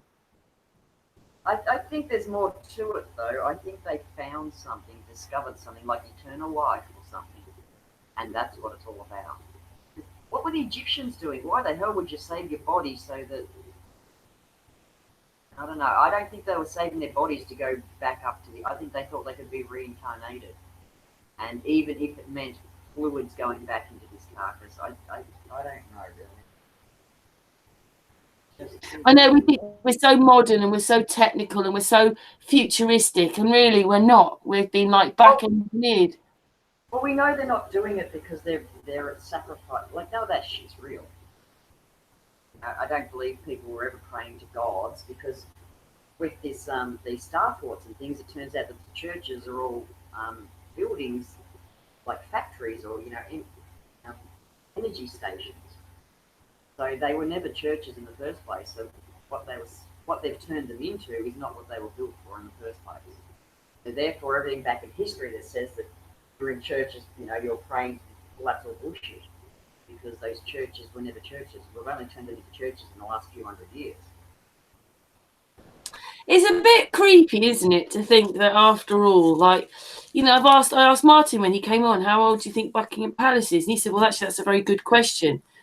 And I mean, some of these buildings in like what they're showing you in the 1700s, it's so intricate. They were so like, with what they're making the people look like, how could they have ever built all that?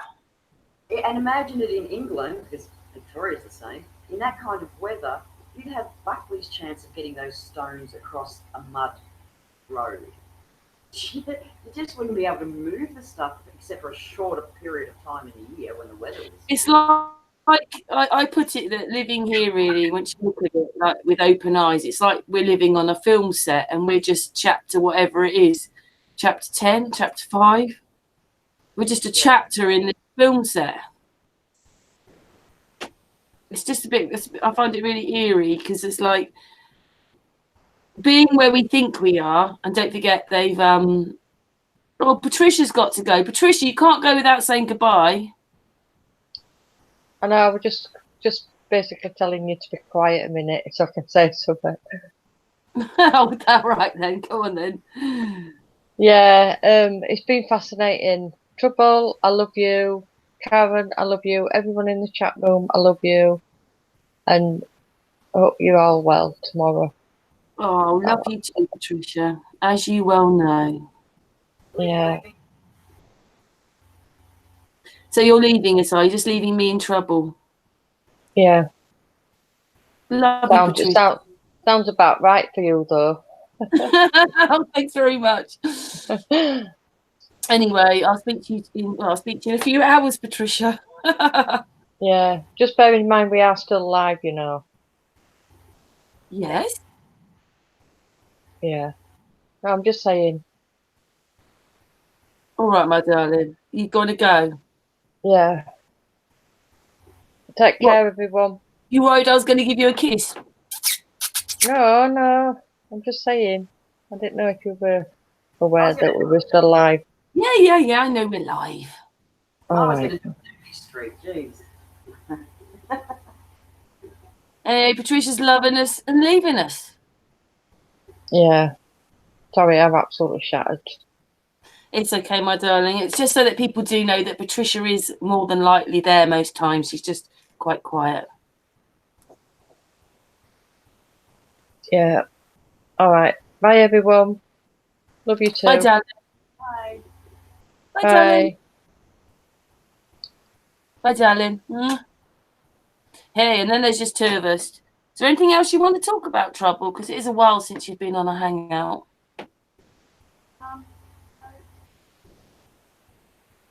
No, you're quite happy if we said goodnight? Yeah, if you want to get going, yeah. Sorry, what did you say? If you want to get going, yeah, that's fine with me. Are you sure? It was nice. It was nice actually having you back on Sun and Moon, though, because see, I've not been on for a little while.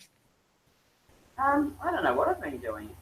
I just pulled back from the internet a little bit because, I wasn't handling all the. Yeah, I know comments can be a bit harsh sometimes. But anyway, thank you. Thank you so much, everybody in the chat room. I hope you've enjoyed this evening. And again, thank you to Nicolas. Thank you to Peter and Pete. Who else has been here? Thank you to Patricia. Thank you to Trouble. It's been a really great evening. And we're actually taking a couple of days off. And then we're back with the debate or discussion with Mr. Fry, Robin lifting the lid, and then we've got Conspiracy Cats and Crow XE, the globe Earth side.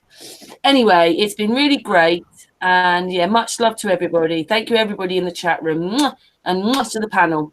Trouble, do you want to say anything? No, bye.